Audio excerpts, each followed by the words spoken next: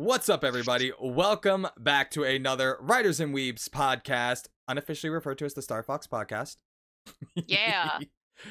I am, of I'm course, Star, and that's Fox, and this is our podcast. wow, Star. Star is like, I'm taking over the intro. Okay. Well then, Star, since this is your this is your show actually this week. You picked the Yeah, topic, I did pick the so topic. introduce everything. Yippee podcast! Hi, Aiden. Hey, Aiden. I could use another Cat. All right, no more talking about Fako. No more I, talking about Fako. I love how you froze and like I'm just sitting here and I'm like, all right, Star, you wanna say something? So today fuck. I just dropped my water bottle cap. All right, today we're talking about. Professionalism, everybody. We're Hey, professionals, we it's promise. important. It's important to stay hydrated. If you're watching this and you haven't drank any water today, what the fuck are you doing? Go drink some water, you wacko. Anyways, so today we're talking about our favorite and least favorite animes. Topic brought to you by yours truly, me. I was about to ask. I didn't know anyone named yours truly. Bringing the dad jokes today. Oh man. Oh, is that going to be the title? Dad jokes? No. Dad jokes anonymous? Maybe. I have fun making the titles. So I wanted to start off with we go back and forth, right? Mhm. And I wanted to do like you go first. You talk about your and then we'll do least favorite and then favorite, and it'll be you, me. How's that? Okay, sounds fair. Did you have any specific question to get to start it off, or just do you want me to Yeah. just go straight into What what's answering? your least favorite anime? Okay. We are really you're really gonna put me in the hot seat right out the bat, huh? Yeah, we are. Oh boy. All right. This is a massive hot take, and I'm glad I'm that there's ready. someone in chat who agrees with me about this I'm one. ready. All right. So, before I say the title, I want to state that this is simply my least favorite. This does not mean I am saying it is terribly written. I actually like Warning. I actually Warning. like Opinions abound. Yeah, opinions abound. I am not treating anything I say as fact other than it is the fact that I don't like this anime. That's the only fact. Mhm. I I like the message behind it, the idea that humans are in fact probably some of the worst monsters in existence. They can be terrible, they can be hideous, and genuinely speaking, I also like the animation, but it did not click with me. So I'm going to go ahead and say my least favorite anime is Attack on Titan. Ooh, I I interesting. just I only watched the first season, and that Okay. triggers the frick out of people to hear someone say that. You know what? I've also only seen the first season. Yes. It is not an anime that clicks for everybody. It Mhm. really isn't. You have to be willing to be kind of into it. It's like I definitely was one of the people who did not like how the design of the Titans, even though I understand the message of it. Uh I definitely enjoyed it when I first watched it. I think I gave it like an 8 on my anime list. oh yeah. But that was when I watched it like 2013, 2014. I don't remember when it came out. Somewhere around that time. Um and I was really excited. I was like, "Oh yeah, season 2." And then it took like forever to come out and I just kind of lost interest. Man, season 2 So, and then season 3 and and then then yeah, and season then 3 they all part just 2 and then and they then all the just final came out in season quick succession, and it's like, well, now it's just too much to watch. and then the This final is season part 2 overwhelming. and then the final season finally. And then finally the final season finally. I just love how they kept splitting the season. That was hilarious.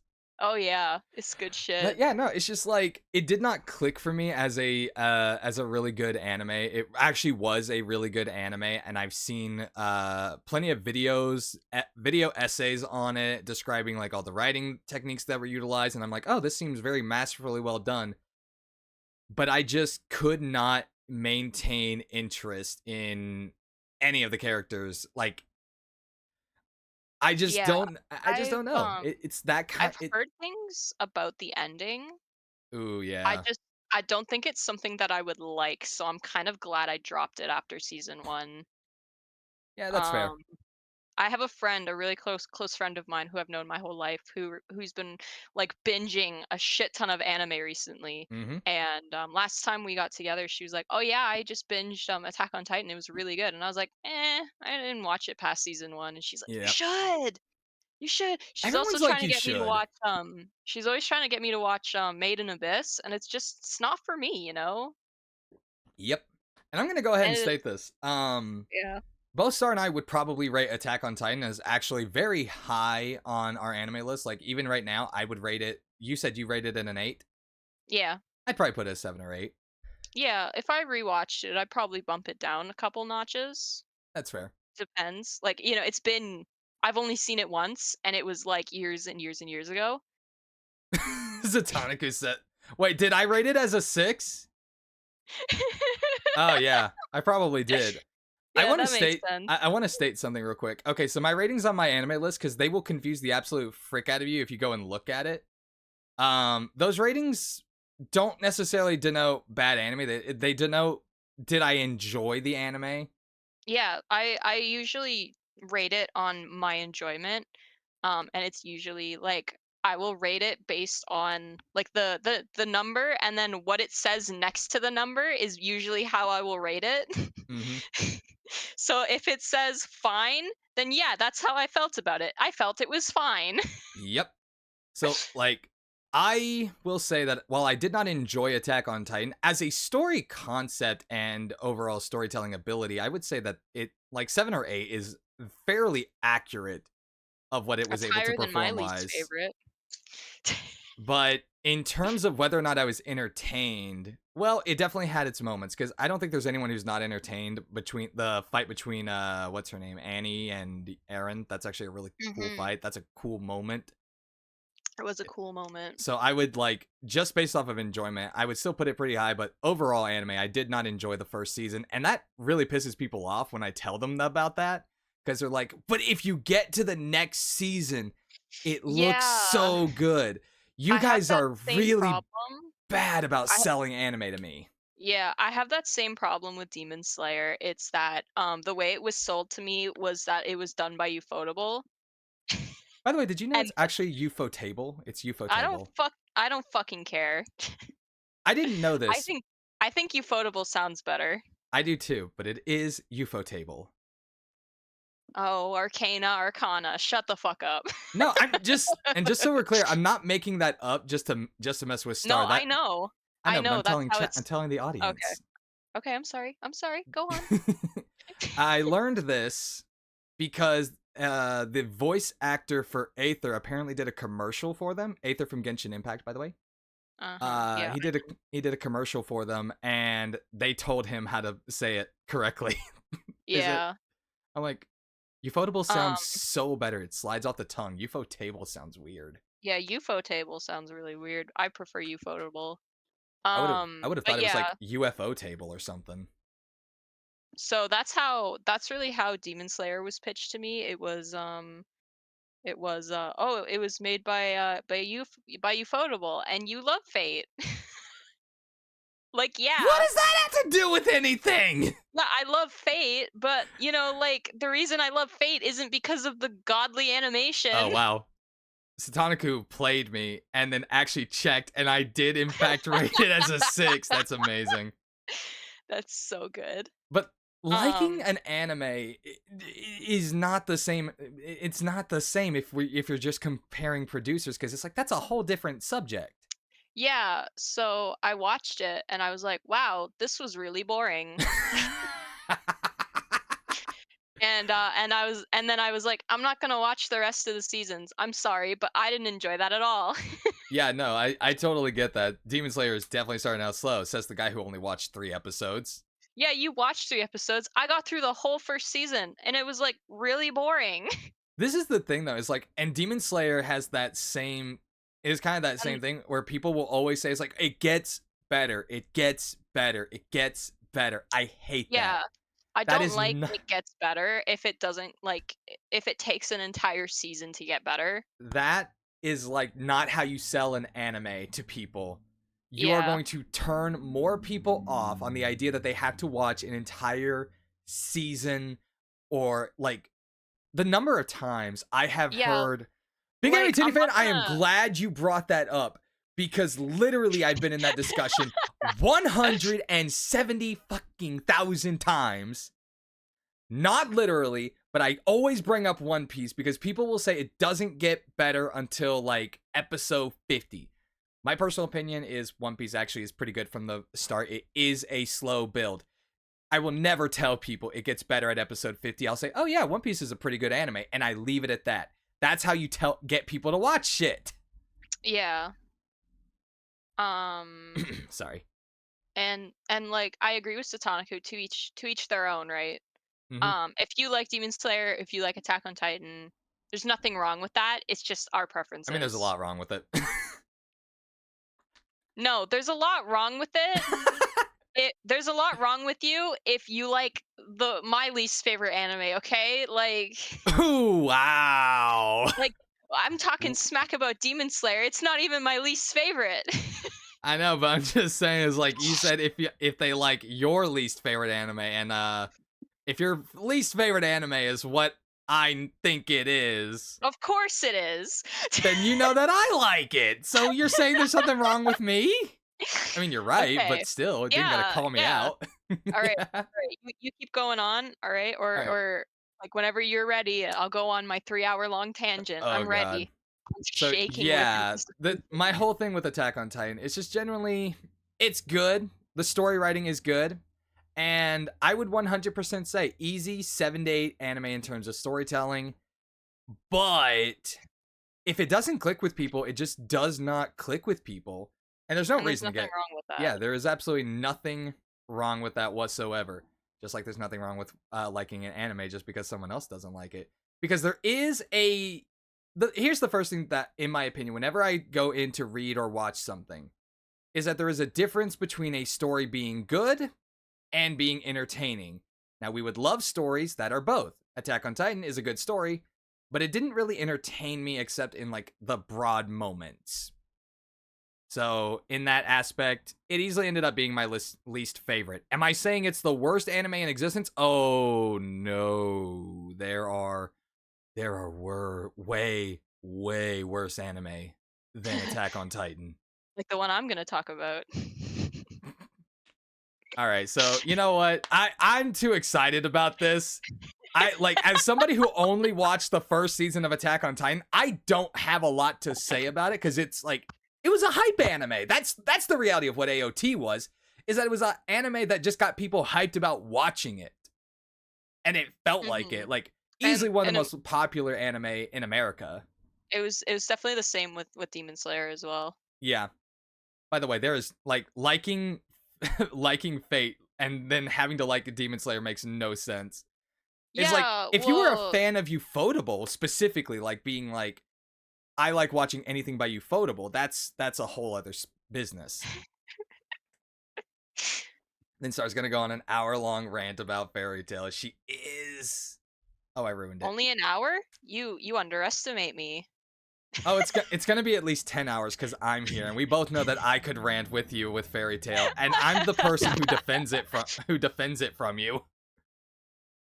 Um, Yeah, popularity and overhype are not the same thing. I yeah, agree with you. I'm just saying is like it was no, easily one of the most popular anime, I don't know why they and it got recommended it shoved to down me. people's throats. I don't know why they recommended it to me on the basis of it being a Ufotable anime. Hmm. They were like, "Oh, the animation's good." I'm like, "Okay, cool. What's it about?" It's a guy who slays demons. Like, wow, yeah, that's good. Yeah, Which anime is that? that demon slayer.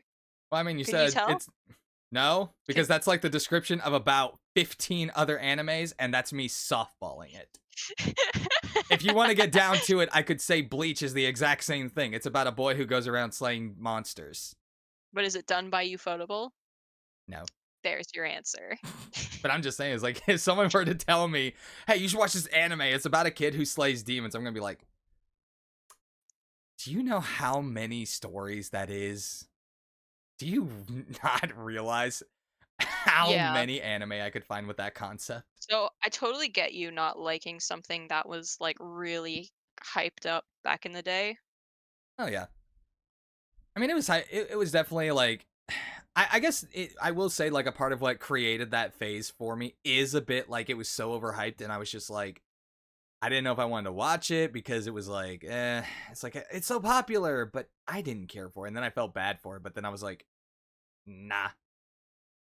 Mhm. Overall, though, moving on. Hey, Star, what is your least favorite anime? Prepare the popcorn, everyone. You're gonna be here for a Let me while. tell you about the story of a young girl named Star. Oh, this is gonna be good. All right, one day she stumbled upon this one anime. Yeah, it's called One Piece. I'm Oh, kidding. I've never seen One Piece. you really would want to get us canceled on Twitter. Yeah, say it's One Piece and watch us just get flamed. The I'm kidding. podcast never coming back. I've never seen One Piece. I'm kidding. Somehow that is actually gonna get us canceled Oh worse. yeah, that's even worse because I've never seen One Piece. Because this one anime that I'm about to talk about has ruined my experience with anime spanning over 100 episodes for the rest of my life. Oh, this is gonna be good. All right, so tell us the story. Tell us the story. Uh, all right, so she discovered this anime that starts with an F and ends with an AIL. Fail. Yeah, it So we're. is. Oh man, just go ahead and tell them the name. Are you that traumatized by it that you can't say the name?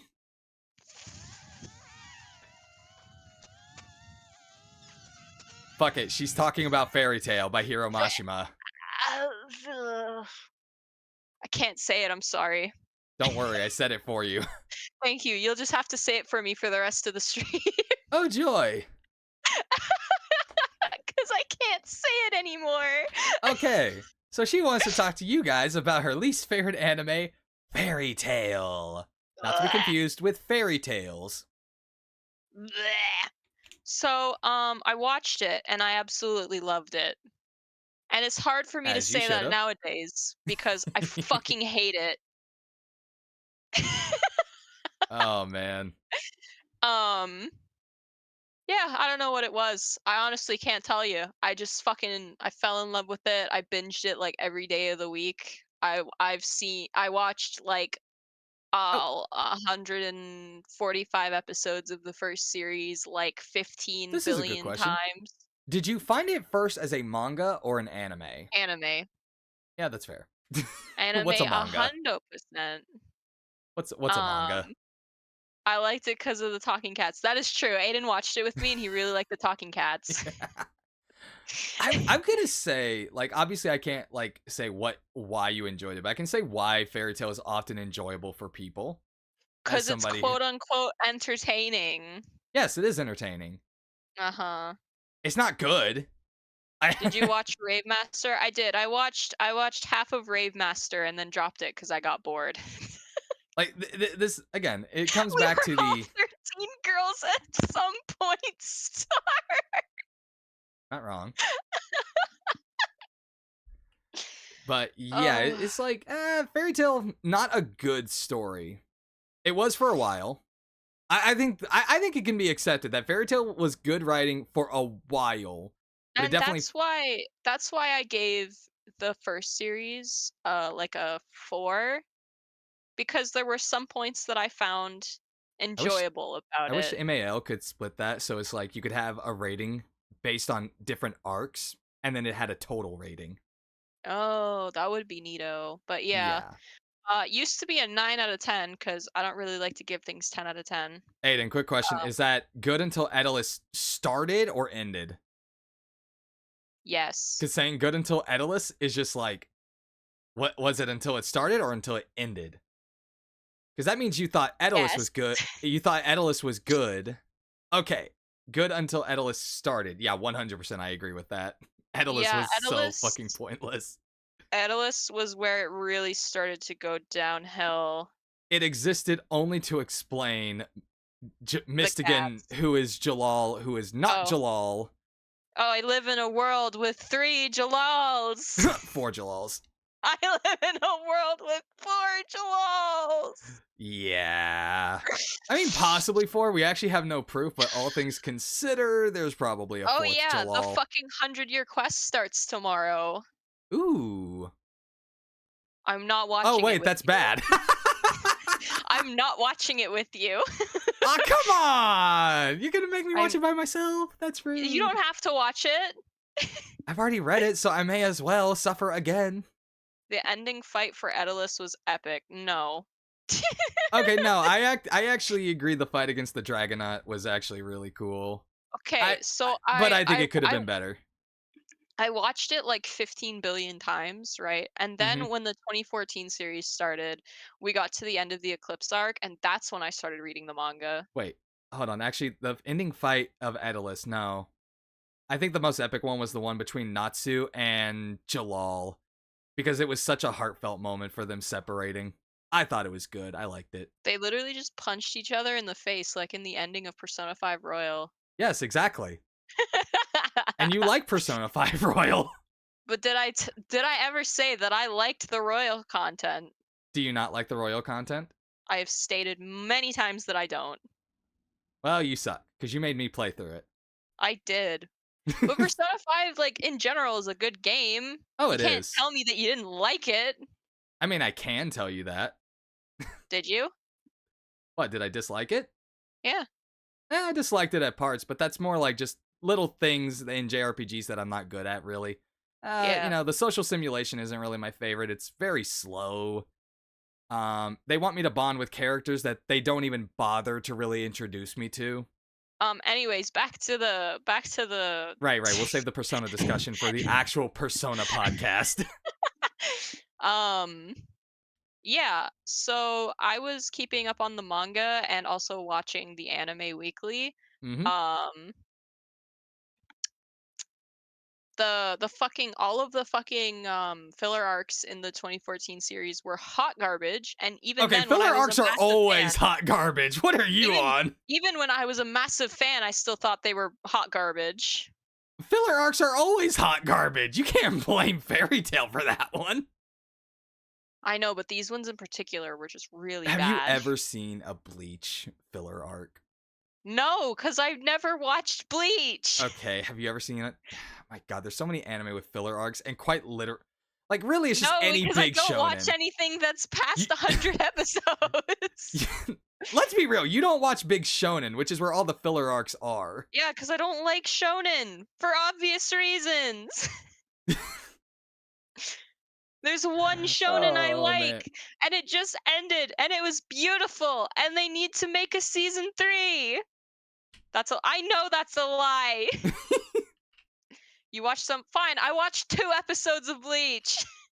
Okay, so what Aiden is telling me is that we need to have a Bleach watch party. Anyways, uh so I was reading the manga, and at the time I was like, "Damn, this shit is awesome." There's like tartar sauce and everything. Like, holy crap. Oh my god, Natsu's E&D. Who could have seen that coming? Me. I saw that coming. It Oh was my god. blatantly obvious. Oh my god, there's a war, and oh no, somebody died. Oh, just kidding, they didn't. Oh wow, yeah, all right. Hey, The hey, dragon. the death topic is next week. The dragon got beat up by the power of friendship, and oh, Lucy's ancestor has been here the whole time, and oh, what the fuck is going on? I have a good question It about her. fluff, fluff, fluff. Why did she not try to find the kids again after they were basically left on their own? Cause she fucking sucks as a guardian. It's like she like basically speaking, she took on the role of these kids' mother, and she's like, "Yeah, you guys are fine by yourself out in the wild. Bye bye." And then, like, what the fuck happened with Zareth and Mavis? You know, I don't want to talk about Zareth and Mavis. I don't want to talk about Zareth and How Mavis. I the don't. hell did they reincarnate so damn fast? I don't know, and I don't care. And then the ending chapter, and I was like, oh man, it's finally ending. I'm so sad. And then I read it, and I was like, wow, that was hot garbage. What the fuck?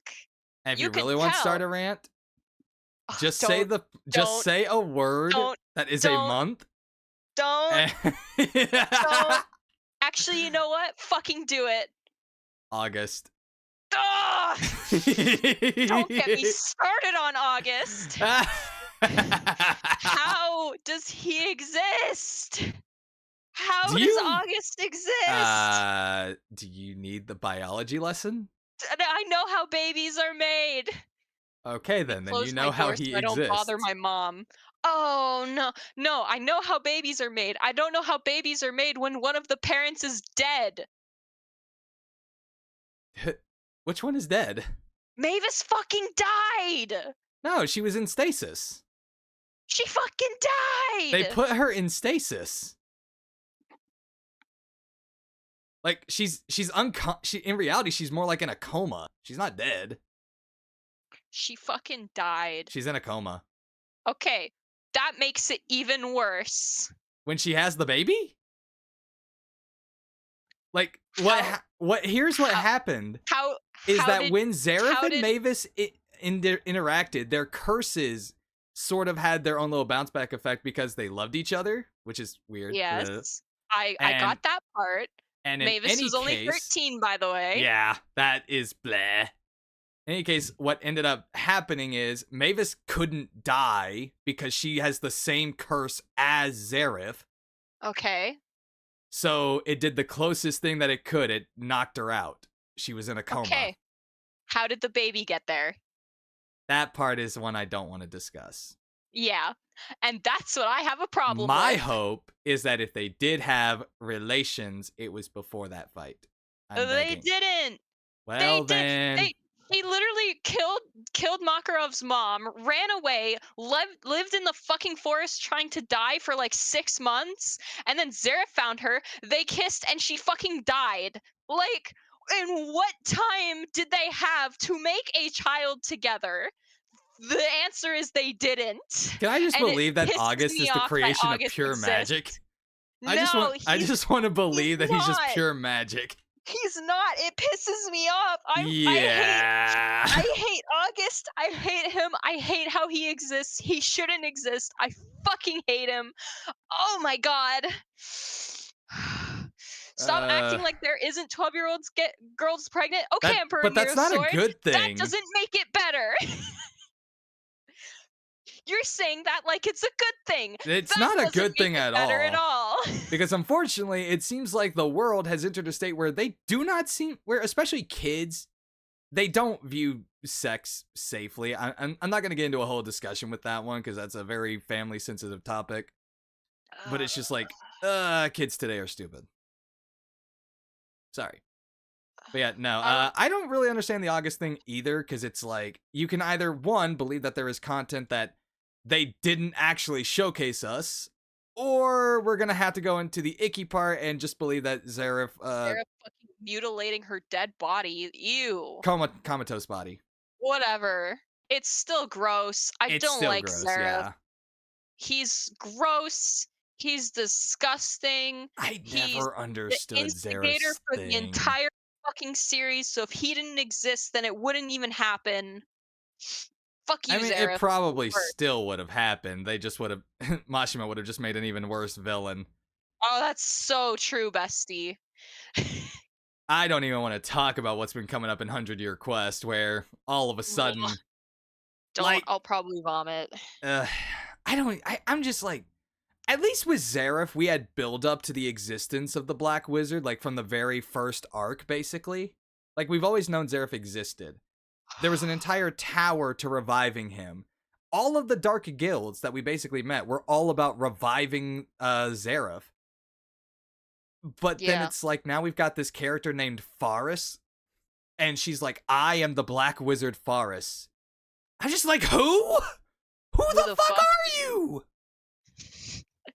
You just So showed yeah, up and it the series was fine until we hit Edalus.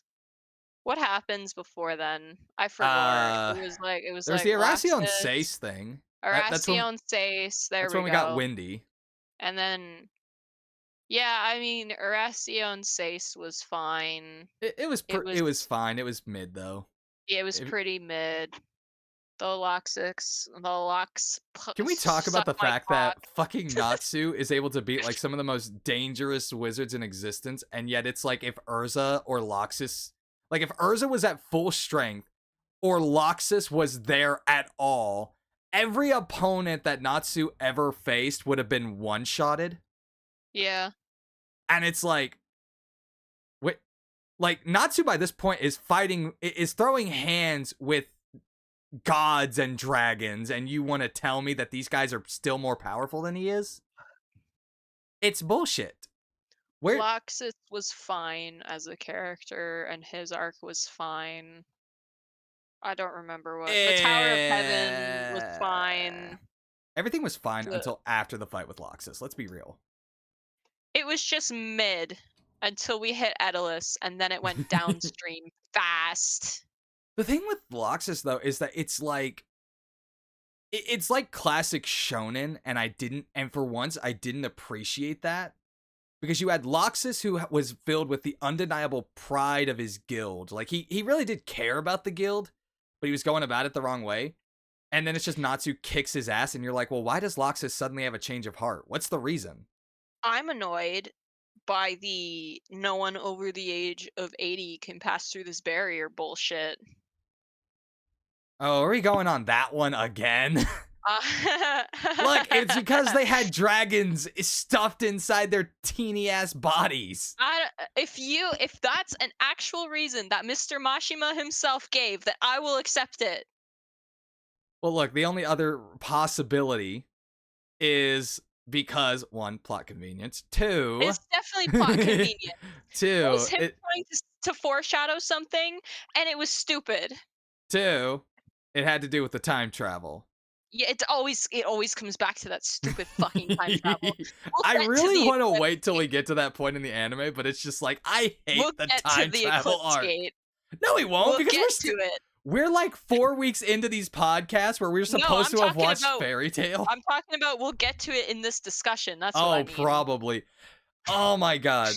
I still stand by this, and this is the thing that I'm noticing, is that there have been so many questions that I have had about the Eclipse Gate that did not ever make sense. Is like, where did the 10,000 dragons come from?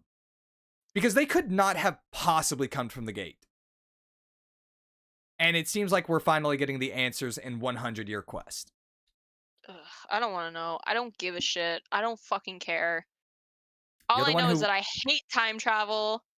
you're the one who wanted to talk about the Eclipse Gate, and I'm bringing it up. I said we were gonna get there. I know,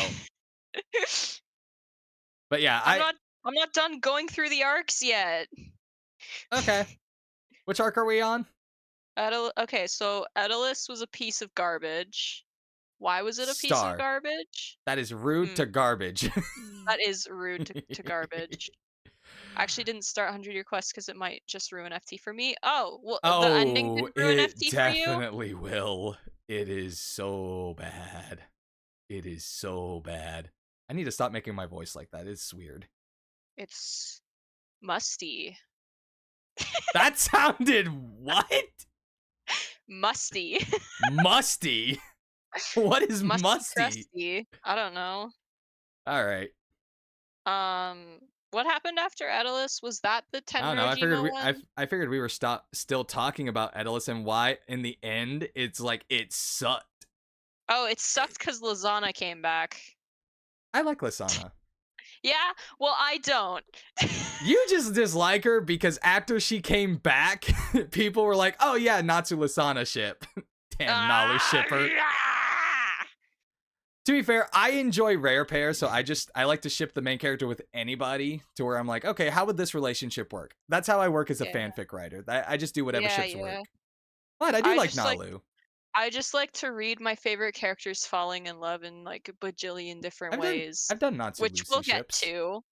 Not not now, but later we'll get to Okay, that. fair Oh my enough. god, Monty, hi. In any case, reason Monty, I stop about kind to of calm me down. I think the reason I kind of disliked it is just more it didn't feel like it really had a purpose other than explaining uh why Wendy knew A Jalal and explaining Mystigan's origins, which many And the people would cat. which many people would say is like, oh, well, that's a purpose. Here's the thing: I never questioned the cats. Oh man, we got happy character development. Oh, I'm like, I'm gonna be real. This was a world with magic. It's like, who's gonna question cats? Like yeah, talking cats. honestly. There I are mean, fucking dragons in this world, and you're gonna I mean, question the talking cat? I'm gonna be real. It's like if someone says it's like, well, you see all the people who don't seem to know where these cats come from, and it's like, yeah, but there are also animals in our world that we probably never even heard of because they Yeah, live they're on. all in the ocean. It's like they all live in like some area of the earth. Like how many people could probably would be able to know the difference between a bluebird from America and some other bluebird from Japan or something like that? A Yeah. bluebird from Japan could look completely different, and we would be like, well, what's that? And someone says bluebird, it's like, oh. So it's like the cats could have always been a part of Earthland. So, and just for some reason they were from a country that no one had ever been to or just weren't known to Fiori. I know you do, Aiden. I know you like them.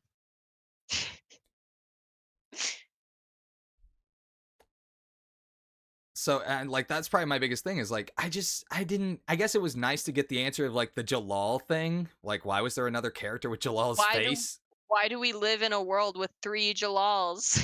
Four Jalals. Shut up. I mean, now we live in a world uh with 2 of them. Technically. Because Seagrain is gone and Mystigan is gone. Wait, actually? Hold up. Don't you fucking dare. No, wait, hold on. So, actually there's only one Jalal, and that's the Jalal from Edalus. Because because Jalal's name is actually Seagrain. And I hate it. And I hate it. And I hate it. And I hate it. I hate it. You know what? They- Okay, we're not talking about 100 Year Quest because I haven't read it and I don't care to. I'm sorry. I don't care Uh, that Hiro Mashima fucking rushed the ending what of was the the original series what was the only to point of fucking retconning Jalal's name back to Seagrain? I don't get it. What was the point of that? I don't give a shit that Hiro Mashima decided to fucking rush the ending to his series because he was getting bored with it and wanted to move on to the next project only to immediately revive it in a spin-off manga. Who the fuck does that? Oh. Like what the fuck is wrong with you? If you wanted to continue working with these characters, build out a proper fucking ending. You're so stupid, Mashima. And you're And just if figuring you that out? say, and if anyone says, "Oh, the ending was good. It tied up Wait, all the loose ends and what finished ending? everyone's character arc," Are we talking about the no. ending of Fairy Tale? Yes. God, no, that didn't wrap anything up. Oh, good God, what the fuck is that? Oh, that's another Exceed. Why does it look like that? It's a cat made out of fire. I I hope just Natsu eats it because I don't want to stare at that. I just wanted to show this to people. I was like, because Why does it look like that? we were talking about the Exceeds, and it was like we have this one. I don't know. We have another Exceed who doesn't even have physical wings. Her wings are made of water. And apparently she has a crush on Happy or something like that. Never mind, I do not like the cats anymore. Let me Oh, see. good What was the God. name? Fairy Tale. Was It's it Toru or something like that? it's horrible. I Or hate it. was Thank it you. Toka? No, it wasn't Toka, was it? Oh yeah, it was Toka. I actually kind of like this cat's design. It's cute.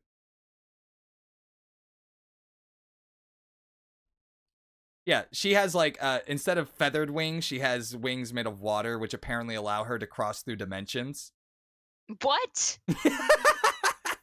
What the fuck? How does that work? I don't know.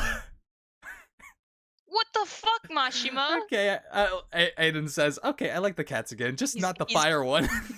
he's on the cat's train. He just doesn't like the one that's literally made out of uh, fire.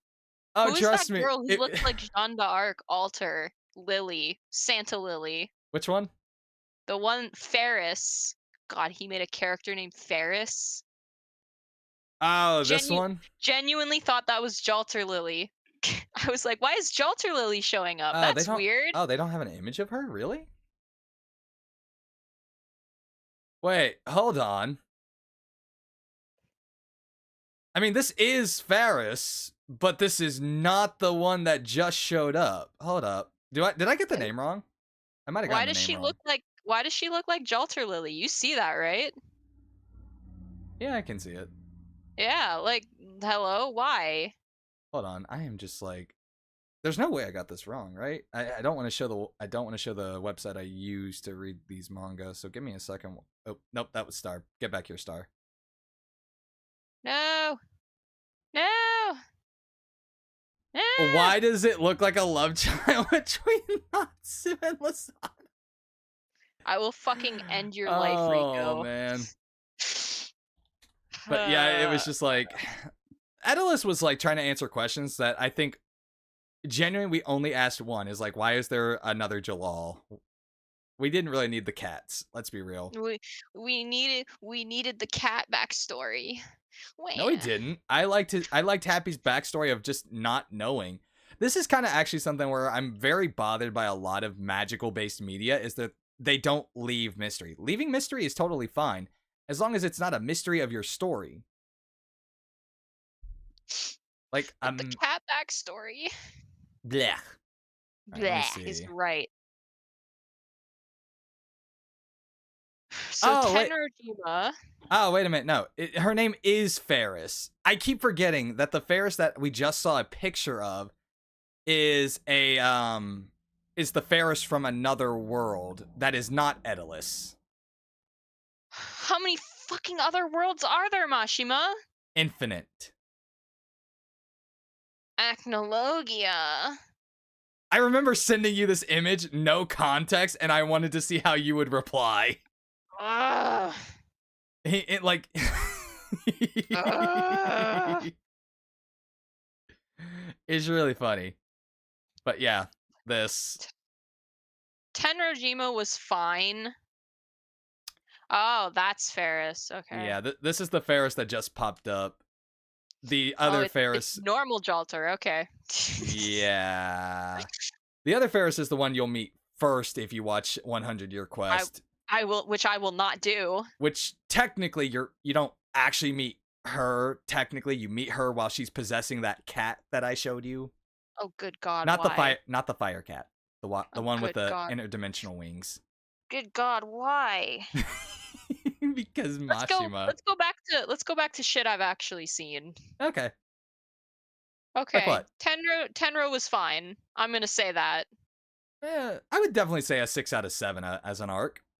Yeah, it Like was. it really was just like a tournament arc without being a tournament arc, which then Yeah, got interrupted for another big bad, which is one of the bases for that a lot of people are like, oh, Fairy Tail is too reactionary. It feels like the Fairy Tail characters don't have any real goals of their own. They just seem to react to bad shit that happens to them. yeah, I can definitely see that. Mm-hmm. It's And we've like, already we've already talked about how much of a shit decision it was to have Loxus on the island.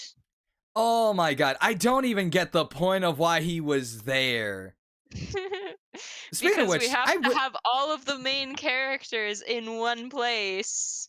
like oh my god, you are actually gonna get me in on this conversation, and I was saving it for like when we actually watched episodes. But with the way we've been going with the Fairy Tail episodes, We haven't watched here's any. yeah, exactly. We've watched the first 4.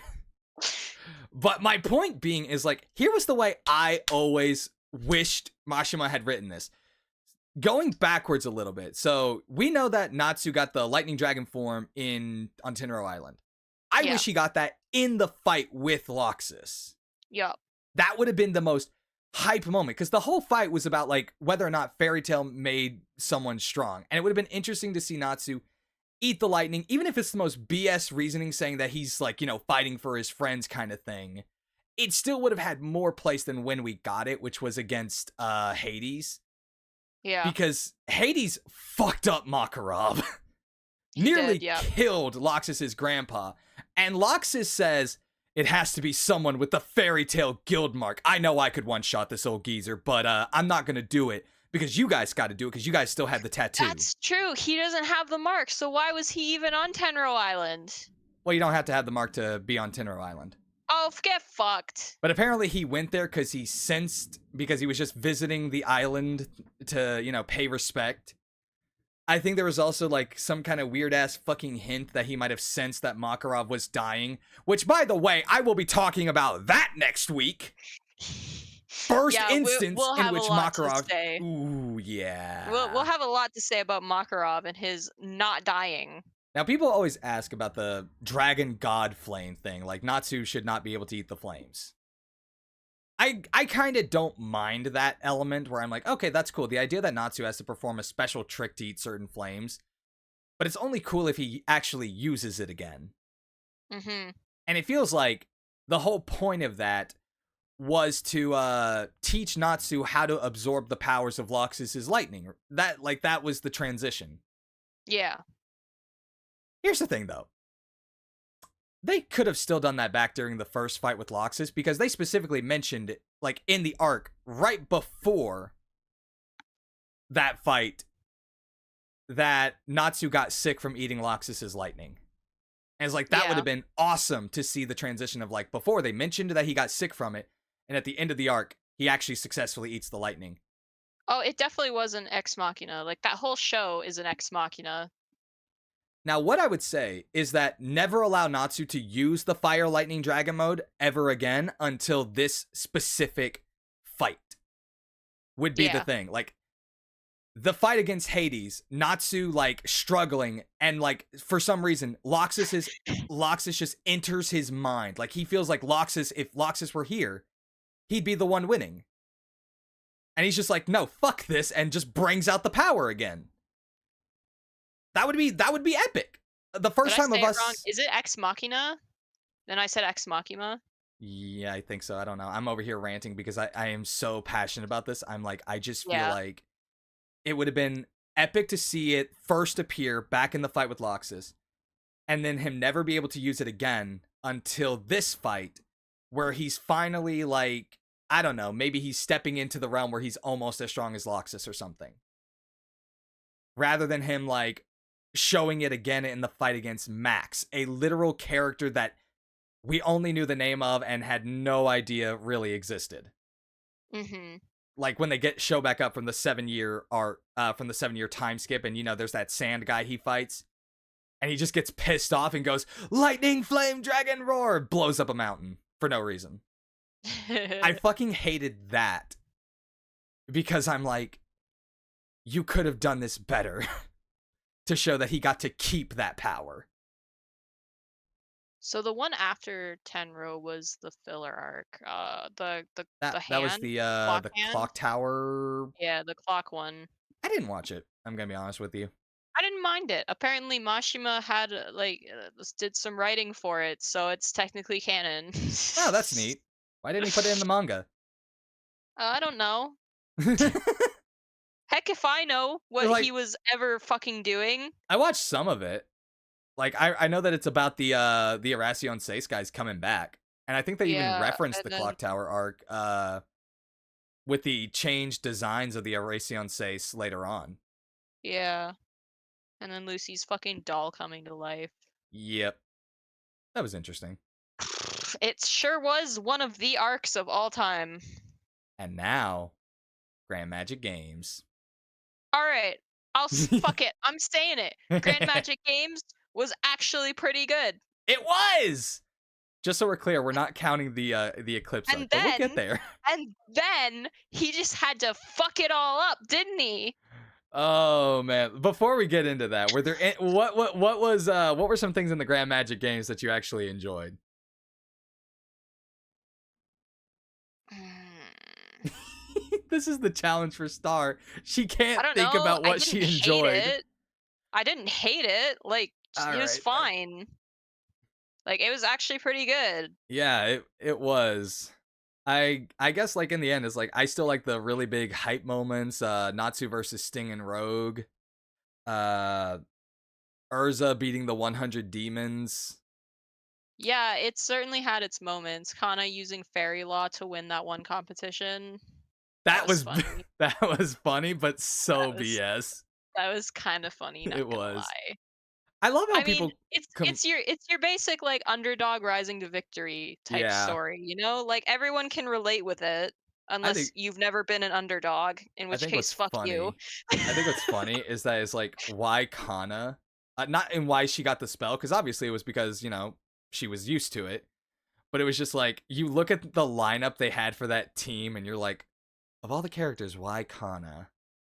'Cause she had access to fairy law. Well, we didn't know that It was until she that did it. fucking it's the fucking ass pull moment, you know? Yeah. They're like, Oh "Oh, man. yeah, we're just gonna pull fairy law out of our Well, ass." fairy glitter. Oh, whatever. Fairy It's glitter, different. that's the one. Um, I liked that one episode where Lucy got the absolute shit beaten out of her, that was awesome. I'm gonna need a bit more context for that one because I there was know, like two different episodes. she always gets the shit beat out of her. I Is it liked both of the them. the I one liked with both of them. Flare or the one with Minerva? Yes, both of them. Okay. I'm going to say I like the one with Minerva more than the one with Flare because I don't like the fact that Flare threatened a child. That is And th- true, she did do that. and then everybody and then like later on, everybody's like, "Yeah, we forgive you." Motherfuckers. And then it's like Minerva literally beats the ever-loving shit out of her and I'm just like I'm watching that episode munching on popcorn if I remember.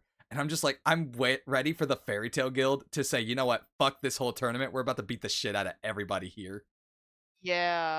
Cause it's like she absolutely brutalized her just to kind of prove that she could. And they're like, Yeah, nope, Lucy got fucked up in that tournament. and it's like amazing. The guild that talks about family and being there for each other is like, well, this tournament's pretty important. I liked it because it, like, actually showed that there were some stakes, Yep. right? There were Mm-hmm. actually some stakes in the story, and it wasn't just they were just plowing right through it. There were Like, stakes "Oh, to their we." actions. Yeah, Cause like, like, we were just, like, we were stuck on a and, like, enclosed and encased in space for 7 years, but we came back and we just plowed through everyone because we're just that fucking good. Like, it didn't have that, and that's what I liked nope. about it. Instead It's they that had to deal with like, they actually had to work towards their goal, right? yep. And, like, yeah, they have to do that in every arc. Yeah, they do, but every arc isn't dumb. Even more Every than arc that, it's is like dumb. the world didn't just stand still. It's like Yeah. the characters were all stronger. They were actual, and Fairy Tale had to deal with that. The thing, because I think that's the one thing with time skips is, and it makes it very hard to judge whether or not it's a good time skip, is because stories tend to focus on bringing in a new character that's just even stronger because they've made the pro tags so much stronger. Yeah. Like, I'm trying to think of some pretty good examples. Like, if you see, you haven't seen One Piece, so I can't use that. Motherfucker, this is hard because it's like I know that some of the anime I know use time skips. You wouldn't be able to know. It's Uh, fine. okay. Yeah, But, Shippuden like, is a good time skip because they use the characters we're aware of. But with Fairy Tail, they did try to balance it. So they had Natsu fight a character that we would have assumed was fodder because he was fodder before the 7-year time skip. The problem is that most of the other characters that we had to compare the Fairy Tail Guild to were either so monstrously strong already, and they're already still monstrously strong, or they're just completely new characters, so we have no way to judge the strength. So I will say, while a good time skip, it did have that issue that we couldn't really judge how much they were. But I would say a lot of the characters that were supposedly strong, they felt more like they were in the range of where many of the characters were 7 years ago. mhm. Like Sting and Rogue, because I love that fight, and I'm always like, based on the strength they show, they're probably about as strong as Natsu was before the time skip, Yeah. which is funny in my, I don't know why. Whereas the scene with Lucy getting beat by Minerva, I think one of the things that is so interesting about that is that it's a direct consequence to Natsu's hot-headedness, because the main reason she did it was because Natsu decided to go and beat up her guild. Yeah. So it's like, okay, congratulations, we have consequences to the actions, and Natsu still doesn't fucking learn from it. He still doesn't realize it's like, hey, Natsu, you know, if you hadn't done this, Lucy would be kind of okay. Yeah, she would be kind of okay. Well, I mean, she probably wouldn't have gotten specifically targeted, is more the point, I guess. Yeah. I still feel like she probably would have been targeted, just Mm, not as hard. probably. And now we get to our favorite arc, Oh yeah. This the is Eclipse top Gate. 3 worst arcs. Here we go. I The almost want to. Eclipse Gate. I don't want to talk about this one. Lucy being targeted is kind of her thing. This is true. In the Also first true. like 5 episodes, she was taken Remember advantage when of Lucy was a main advantage of. character? She was taken advantage of by like 5 different men in the first 5 episodes. Like, oh hi Oh Kiwi. boy. Are you coming to talk about the Eclipse Gate with us? Come here. Come here, baby. I feel like there is like so many things to be talked about with this one where it's like we could probably boil this down to like the individual characters and the problems we have. Like Lucy's big thing is that they really wanted her to be a major character, or at least they tried to paint Wanted her that way. wanted the main character to be a major character, imagine. Yeah. But here was always the problem with Lucy as a character. She She didn't sucks. really have any scene. Okay, so Lucy's whole thing was when it started, she wanted to be a part of the best guild in Fiore. She got that literally in the second episode. She got to join Fairytale. It's what she wanted. Mhm. What's her goal after that? Some people would say it's like she wants to be a famous writer. But That nothing is in the true. story of She literally Fairytale is doesn't about her being a writer.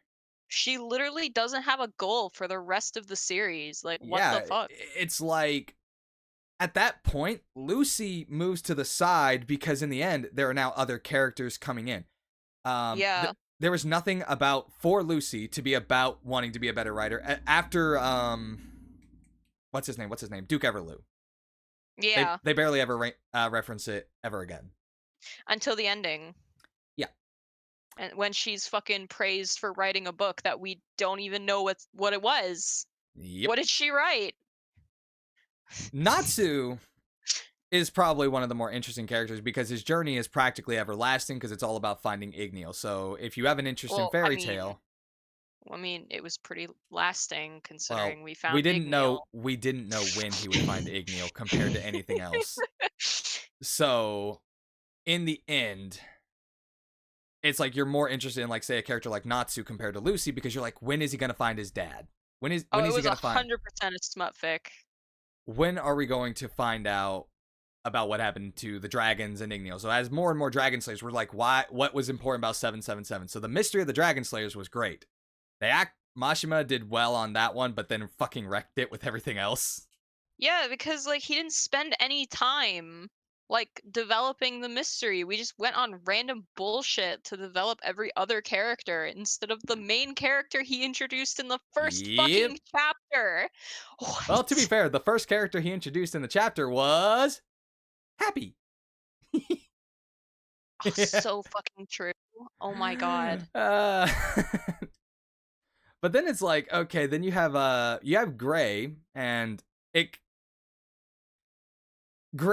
I don't. What I dislike is that Gray and Urza kind of feel like they had their situations resolved. Well, actually, it feels like Gray's situation got resolved until his dad finally showed up, Oh my god, yeah, his fucking dad. and then it was like, okay, suddenly all of Gray's problems are back. Yeah. Urza kind Oh, of, let's hold off on tartar sauce for a bit. yeah. Urza never really felt like she got over any of her problems at all. Like there was the whole issue like with Jalal. It kind of felt like we were supposed to have it, but then Jalal came back during the Arasion Seis, and it was like, then she's like, "Oh, I forgive you." It's not like you nearly killed me or my friends, or Yeah, it's not like you actually murdered killed the guy. the other guy who Yeah, like apparently the was in only love guy with who me. fucking dies. Yep. It's like, so Urza's story never really felt like it got resolved, and then they just made her have another complication that we can get into when we start talking about Alvarez. Okay, but back to the Eclipse Gate. It's like, I fucking hate time travel. yes. Oh boy. So for those who don't know, the Eclipse Gate arc was this whole hot mess of a season where it turns out the Grand Magic Games are just a fucking front from the time that the Fairy Tale Guild was locked away for the royal family to gather magical power so that they could open a giant ass doorway that was supposed to be a laser cannon that they were going to use to kill 10,000 dragons that were supposed to appear. None of that happened. Nope. And Because the Eclipse Gate was not a cannon, but a time travel device. yep. It's a very interesting time travel device because it's not It's not your average time travel device. It it's only works 400 years in the past. well, it also works to the future. Basically, it's a gateway. Oh, that's You true. can open the That's gate true. and exit as long at any point in time where the gate But sorry, you like exists. Steins Gate? Yeah, because Steins Gate does it well. It is interesting to Stein note. Steins Gate had a fucking 3-hour long seminar where you had to read about fucking 10 different time travel theories so that the science behind whatever the fucking characters are talking about makes sense. Right? I sat down and I read that shit, all right? I read the VN. They shortened that This to is a amazing. scene. They This is shortened it amazing to to a listen to. scene in the anime, all right? Listen, Steins Gate is fucking peak, all right? Kiwi, why do you keep opening my door? Oh man. All right? Yeah, If so you're Look, I get it's fucking magic, okay? It's magic and they can do whatever they want. I Kiwi, wasn't what are you going to say doing? anything about it. I was going to just say is like, so the Eclipse Gate works more like a tunnel than anything else, with basically you being able to poke a hole through the tunnel at any point as long as the gate exists. The thing that really The doesn't make problem sense though. The problem is that time travel had not been set up beforehand. Oh, Yep. how do you set up time travel Well, we have beforehand? time magic. Fucking fucking watch fucking get out of here with time travel magic. Fucking watch Steins Gate. They set that shit Well, up perfectly. there was literally a magic that was about throwing items into parallel universes, throwing it forward or backwards in time. That was Altier's whole thing. That was her magic, the arc of time. Yeah, but she didn't construct the time gate. Nope, Zareth did. Fuck you, Zareth. Because and this is the very funny thing is that it was basically the prototype for his whole idea of bringing Natsu back to life. So he was going to time travel, but then realized he couldn't because the gate has to exist in the past before he made the gate. What a fucking idiot. The thing that never actually made any sense to me, though, was that, okay, so all of the characters who time traveled using that gate had to use the first Eclipse Gate. That has to be the case. And seems to be Yes. so because Rogue instructed them to make a second gate based off on the exact model of the first, which I would like to clarify. If his whole thing was stopping Lucy from being able to close the gate, why didn't he just tell them to make a way where the gate couldn't be closed? Or Wouldn't the Eclipse Gate still be active in his time? yes, that's how he got back in time in the first place. Yeah, so how would he tell them to construct a new Eclipse Gate if there's already one that was still Because he used the built? original one. But it's the same gate. No, there were two Eclipse Gates. No, what? There was the original Eclipse Gate that was created by Zareth and Anna and used by the royal family. That's why the royal family has it, because it was built beneath their castle. They were a part of the original plan to bring the Dragon Slayers forward. Yeah. But when Rogue time traveled, he had them make a second gate. Okay, but That was the why? Neo Eclipse Gate. But Because in the why? end, they were using the original Eclipse Gate as sort of a decoy, basically. What the fuck? I'm not sure why in the long run. I think there was like something faulty with it, or it was just to make sure. I I don't recall this at all, and I watched Yeah, this shit a lot. it was really stupid because in the end, it was the exact same gate. It was modeled Well, then complete. what the fuck? Because here's the thing. If there was, in fact, a second gate, then shouldn't that mean that the second gate requires also a second gate to open? It should not be able to work with the first gate, but it did. Yeah. Yeah, like what the That's fuck? why in the end, it doesn't matter that a Neo Eclipse gate was created.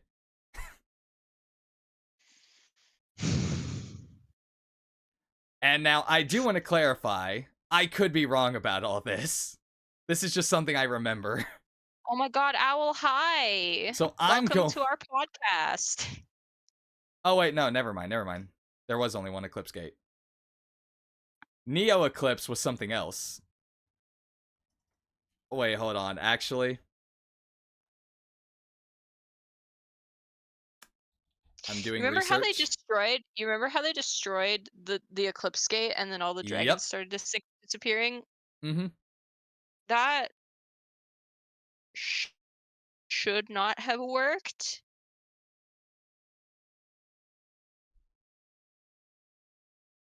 Because they were already in the present. I don't see how that would work.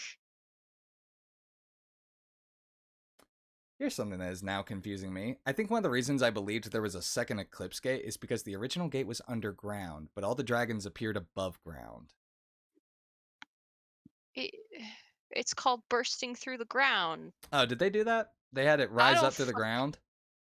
Yeah, like I don't know when the fucking eclipse like it was above ground when when they opened it in the present and the dragons came out. What I don't know where the fucking eclipse gate is. How are they moving that? I Mikon. I'm pretty sure it was underground because it was nearby the dragon graveyard. My head might actually just be making shit up. I'm confused. But no, the Eclipse Gate Oh was like god. nearby the dragon graveyard, or they did a weird skip of time for like 5 seconds. Blah. You can tell how like it. Either way, the Eclipse Gate thing is just dumb. The eclipse gate is dumb and I hate time travel I'm and we're looking going to this up move just on. because I'm just trying to make sure. No, there was still stuff about that shit that never made any sense to me. Ugh. So the first thing is that what was the original timeline? What was the original timeline? Because holy shit, that was Because a Rogue came back from 7 years in the future, during a time and when Lucy closed the gate, by the way. yeah, and then But what? Like, and she then only closed the Lucy came gate. back from a like a time that was like a week in the future. Like, what? How long had the dragons been there for? Because she obviously didn't come back that far. That is true. So like, how did the obviously he opened the gate in her timeline Hmm. and then the dragons came out, but they were elsewhere. They didn't go So and I assume the what? insinuation is that the What? future Lucy is from the original timeline. Yeah. Because she didn't know anything about the Eclipse Gate. The Eclipse Project did not exist. Yeah. And No, apparently, it did. It's just they didn't see it.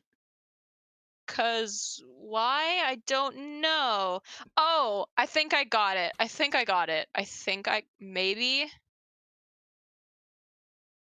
So they were planning to use the Eclipse Gate. Were they? I don't know. so here's the thing is that the thing that where they They only mentioned wanted to using the use the gate. Eclipse they only wanted to use the Eclipse Gate because someone from the future came back and told them to. Yeah, exactly. So it's like from that perspective, Lucy has to be from the original timeline where the dragons showed up. But who came back to tell them to open the gate? Nobody, because they're. Remember how I said I'm pretty sure 100-Year Quest is going to answer about the 10,000 dragons? Is because the 10,000 dragons could never have come from the gate in the Yeah, first place. but like the future Lucy came from like a week in the future. I don't No, no, no, no, no. understand. She actually came from much further on in the future. No, she fucking Yes, she didn't. did. She's not from a week in the This is future. this is fucking Hiro Mashima retconning shit again. No, it's like it's the design is a significantly older Lucy. No? Yes. No. Yes. Uh-uh. It is definitely more than a week. Uh-uh. At the No, very I least, refuse to believe. no, She like, doesn't look she doesn't look that fucking old.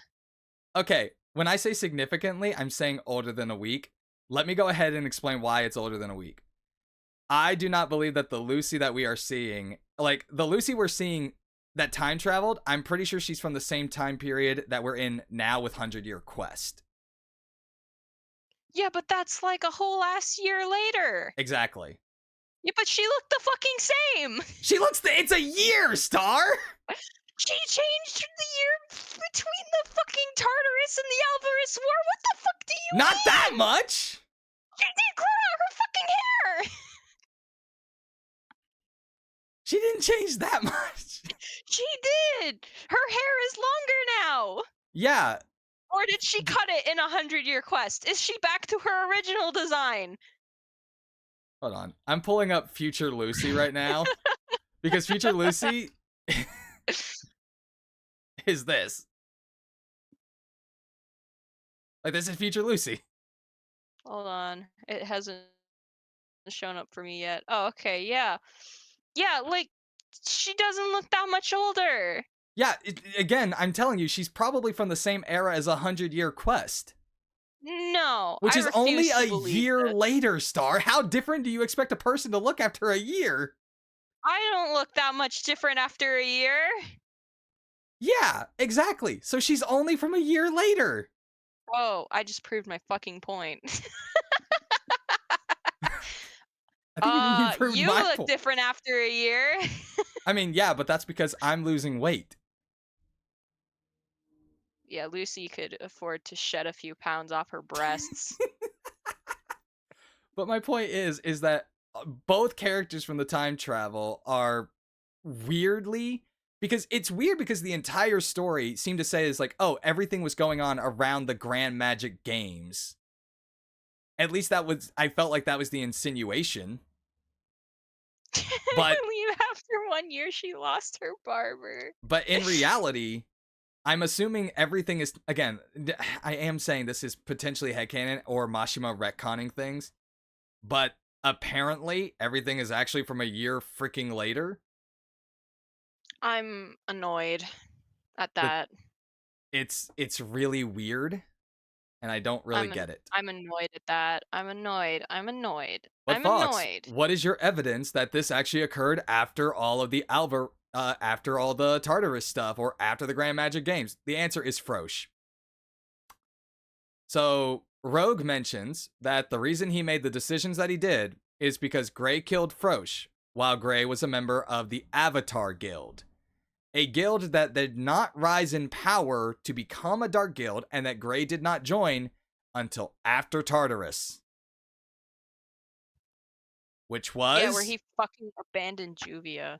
a year later. So that basically Ugh. tells you their storylines are from well beyond the Grand Magic Games. Okay, fine, you win. I wasn't really trying to win anything, but I was just proving my point for the people who wanted evidence about the time travel shenanigans. I So, still fucking hate time travel. oh no, absolutely hate time travel. Ugh, because it's really fucking annoying, and it definitely does get even worse as we start to realize that time travel comes back. Yep. Were you gonna see Lucy go back in time in Nope. 100 Year Quest? That would be kind of funny. Mm, nope. 100 Year Quest ends, and in the way that the Lucy goes back. Everyone fucking dies. She loses her arm. She goes back in time. That would be a pretty baller Remember, ending. hey Star, hey Star, hey Star. Do you remember the filler arc where Lucy went back in time and became the very reason that Lucy wanted to join the Fairy Tale Guild? Vaguely, uh I that vaguely one recall was that. funny. That was, I love how you froze. You didn't answer, like you were like, oh my god, no. No, I froze because I was thinking about it. I honestly don't remember it. Like, not at all. Wasn't that an The OVA? Yeah, that was an OVA. Okay, that's So the why. entire time travel still doesn't explain why the dragons disappeared since the dragon slayers remain. This is true. That part never made any sense to me. Is that after the Eclipse Gate was destroyed, why did the 7 dragons who showed up go back to the past, but the dragon slayers remained? Speaking of the Eclipse Gate and the Dragon Slayers, we're gonna talk about the you can't get past this barrier if you're over 80 years old bullshit. I thought we agreed that was still just because the dragons were inside their bodies. No, Cuz I was I'm still not accepting that. I was the one who came up with the theory that it was because they were from 400 years in the past, and I proved myself wrong because I'm like, oh wait, yeah, the dragons are there. And technically, you Again, proved me wrong as well again. because we mentioned that aging doesn't work like that. Yeah, aging doesn't work like that. And if Mashima stated that they couldn't get through the barrier because the dragons were in them, then I will accept defeat. But if he hasn't said that, then they should be able to pass through that barrier because that's not how aging works. Well, then the only other possibility is because the dragons are with them. And now Well, we the only mention other why could. possibility is that Mashima's a fucking moron. And now this is the point where Star asks, well, how did Urza pass through the barrier? Oh yeah, well how did Urza pass through the fucking barrier? Well, because typically we judge a person's age based She's on. she's Hold on, had a hold on. physical existence much longer than those fuckers have. Let me be clear. We judge aging by the passage of time from the moment a child is born. We don't judge them while they're being developed in the womb. Because otherwise, every child is actually a year older. So, Star, you're actually 15. Congratulations. You're the worst. I'm sorry. I'm sorry. I'm sorry. Good joke, In, but you're in, the worst. in any case, so Urza, despite being conceived 400 years earlier, was placed into a stasis while still in her mother's womb due to her enchantments, and as a result, was not born until 21 years prior to the start of Fairy Tail.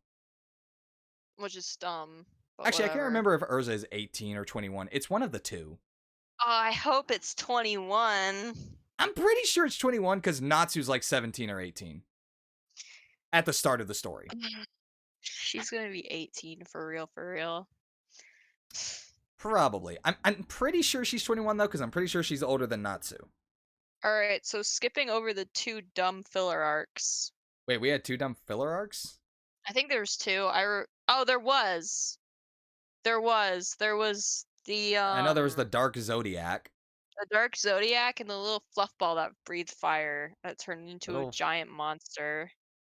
I do not remember that Urza one. is Urza's 19. Okay. Ah, okay. Still older than He's in Natsu.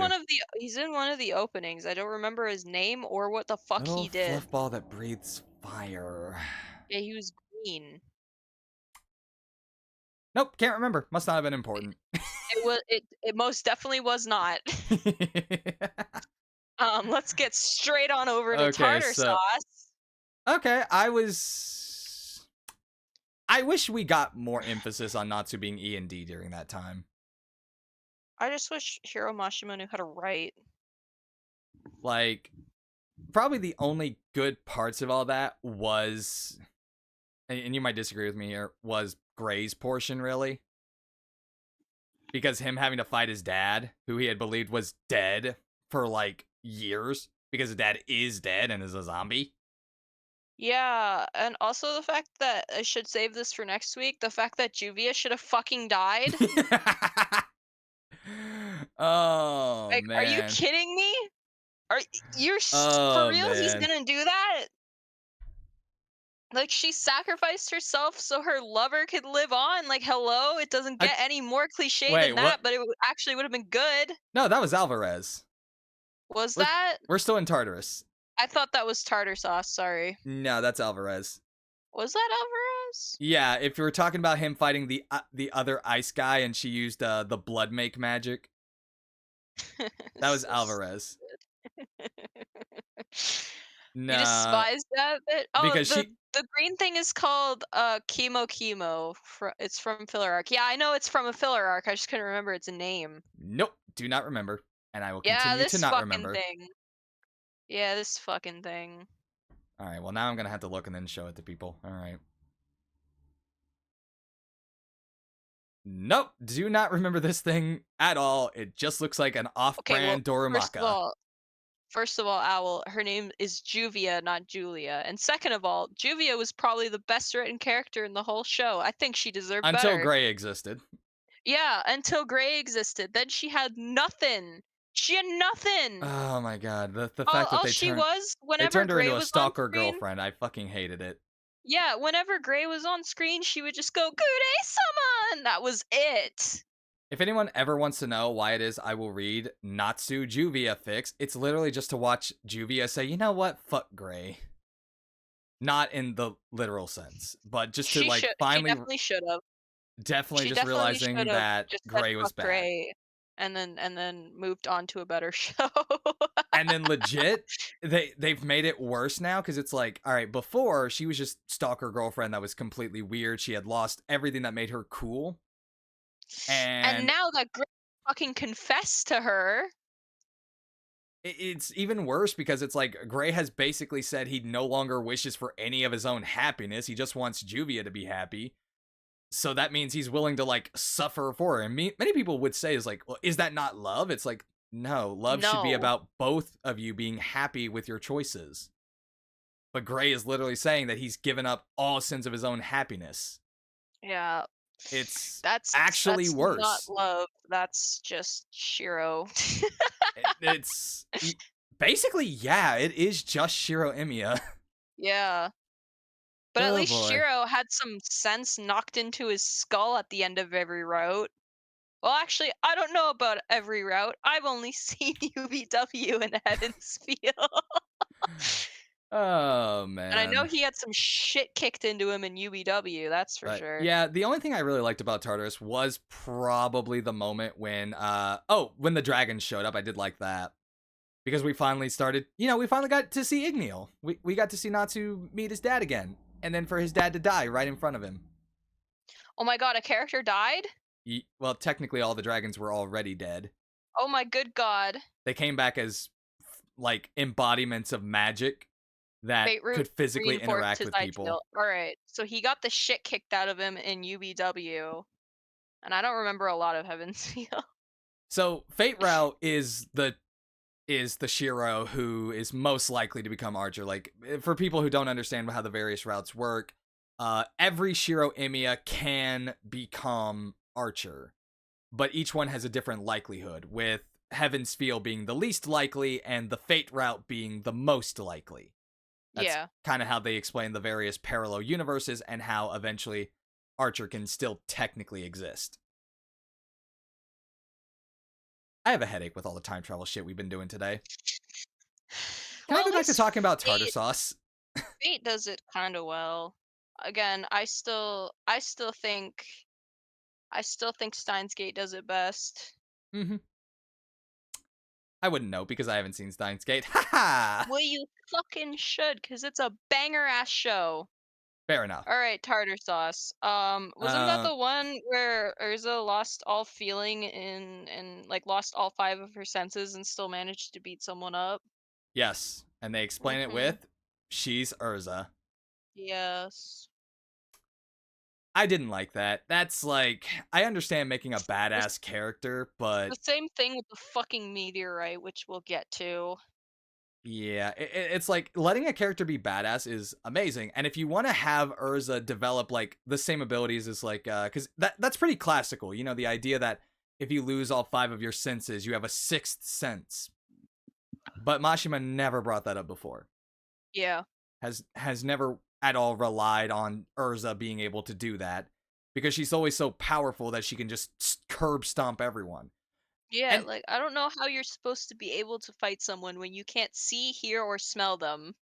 yep, Or feel. She lost every sense. I don't see like how she could taste them either. nope.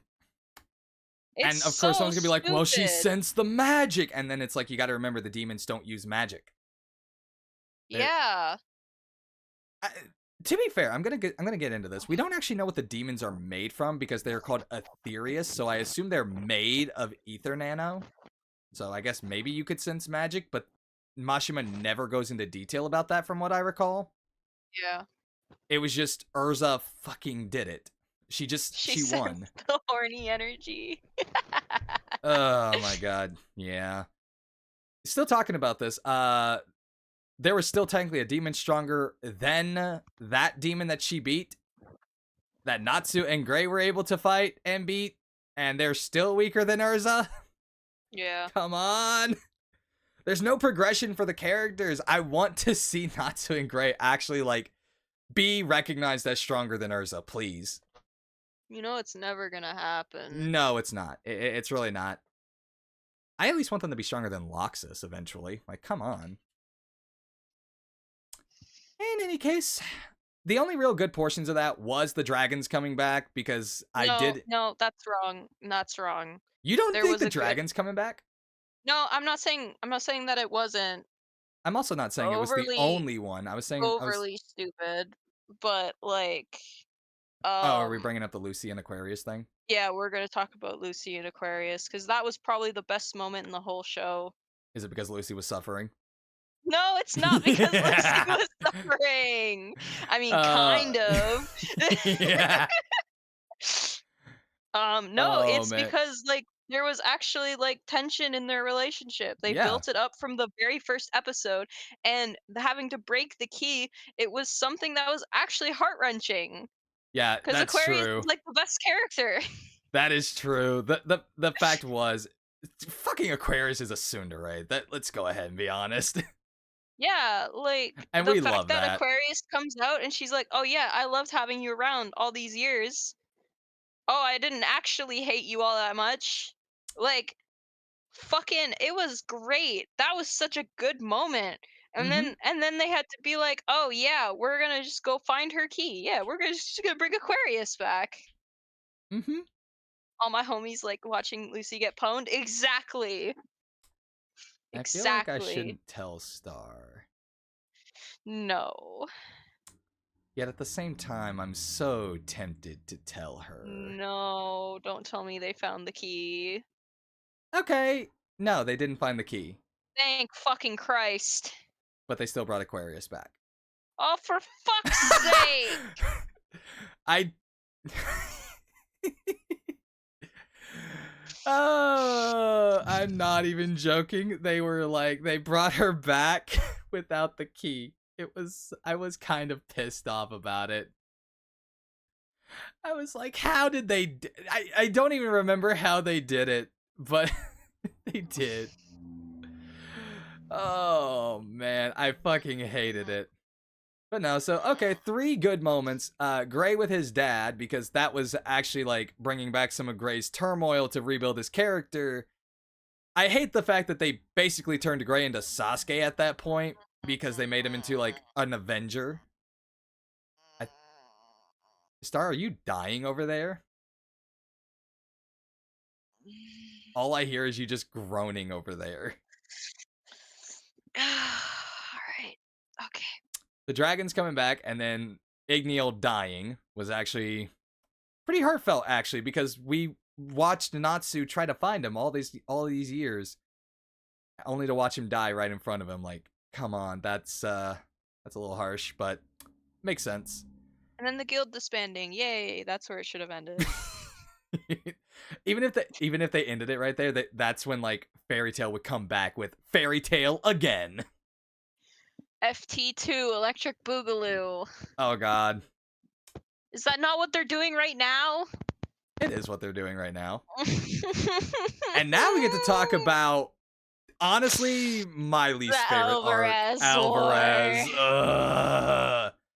Oh, good God! Okay. It's so How bad. do you want to talk about this one first? What point are we starting at? What point Gonna are be we starting at? honest, I don't fucking remember like how it starts. Okay, we can start off with the revelations of Natsu being E&D, although that technically starts in Tartarus. That was the most disappointing bull-ass shit that I have ever Yeah, it fucking was literally just seen. Zareth coming up, and he was like, "Hey, you're E&D. Bye, You're also peace. my brother. Oh, and if I die, you die. All Like, right, none of peace." us, let's be real, not only because Mashima has held off from killing any major characters, but legit, none of us actually believed Natsu was gonna die. We all knew they would find a Yeah, way to somehow save him, because that's just how yeah, stories like this work. If they had killed off Natsu, first of all, absolute kudos if they had. yeah. That would But make him a good storyteller. we all knew that wasn't gonna happen. But See, no, Emperor Nero's sword, I think I see a correlation. We were talking about the earlier arcs, and you were like, "Oh yeah, they're really good," and now we're talking about all the recent arcs, and you're like, "Yeah, they suck." yeah, I Fairy Tail think was good at the I think beginning. I It was see a very I think I bad. see a correlation here. I think you're starting to understand my point of view. No, it's just literally because the further Fairy Tail got into the series, the worse it got because it felt like Mashima had no fucking clue what he was doing. He didn't. I'm convinced. He had no fucking idea what he was doing. He didn't have an ending in sight. He was just making shit up as he goes along, Like, let's and see. it All right. is embarrassing. Why was Natsu being E&D so disappointing? And it's because they built it up. They were like, okay, E&D is Xerath's most atrocious and most powerful demon. He is the one who created curses, the master of the Tartarus Guild. And You in the remember when end, Lucy this is rewrote the all book? about reawakening him so that he can end Xerath. And then they explained it and be like, okay, Natsu, in reality, um, the Mardgear guy found your book and then just said, Mark okay, queer. and then said, yep, this is our master, and then brought all the other demons into existence, and then yada, yada, yada. And I'm like, you're telling me you built all of this up, and you're going to tell me that Natsu being the most feared of Xerath's demons is a Oh muddle yeah. fudging misunderstanding because one dude found a random ass book in the whole dang world? Oh yeah, and fucking Zareth owned a country. Oh, yeah. To be fair, he is 400 years old, so that's actually expected. Hey, yeah, if Ashura can do it, then Zareth can The too. problem is that the country is, to my understanding, the exact same age as Fairy Tail. Because he created it with August. Listen, I've already gone over August. We don't need to go on that Yeah. tangent again. Second point, very that I absolutely hate about the Alvarez arc. Urza's mom. Urza's mom has got it going Oh on. yeah, she's hot. I wanna fucking kick her in the nutsack and then piss on her corpse. Oh man, I don't like legitimately. I don't think anybody was asking like, hey, whatever happened to Urza's parents? We all like, for all we could have known, her parents died, and we would have been satisfied with that answer. She was literally an orphan on a fucking tower, building the tower of Yeah, her parents heaven. literally could have died in that tower. That was my assumption for the longest time. Or they could have died during the village raid. Like, I Yeah, don't understand. Like, why did we need that? we didn't.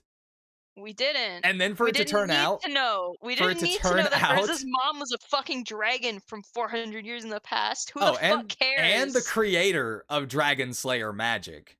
I guess they were finally answering why Dragon Slayer magic existed in the first place, but it's like we already did that We with the already knew that. graveyard. We like they already explained why it came to exist. We didn't need to know who made it. Oh, who the fuck cares that Urza's mom is hot? Like, there's more to a character than just looks, Samapi, please. You sure? Yes.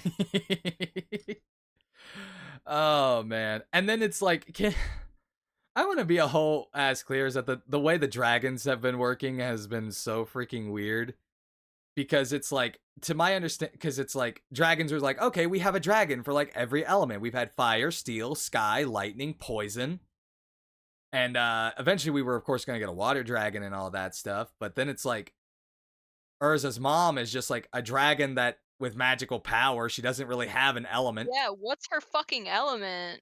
Uh Technically she's the sage dragon. That makes a lot of sense. Yeah. But then I'm like, what does a sage dragon do? Yeah, like it uses sage. Like don't you fucking know?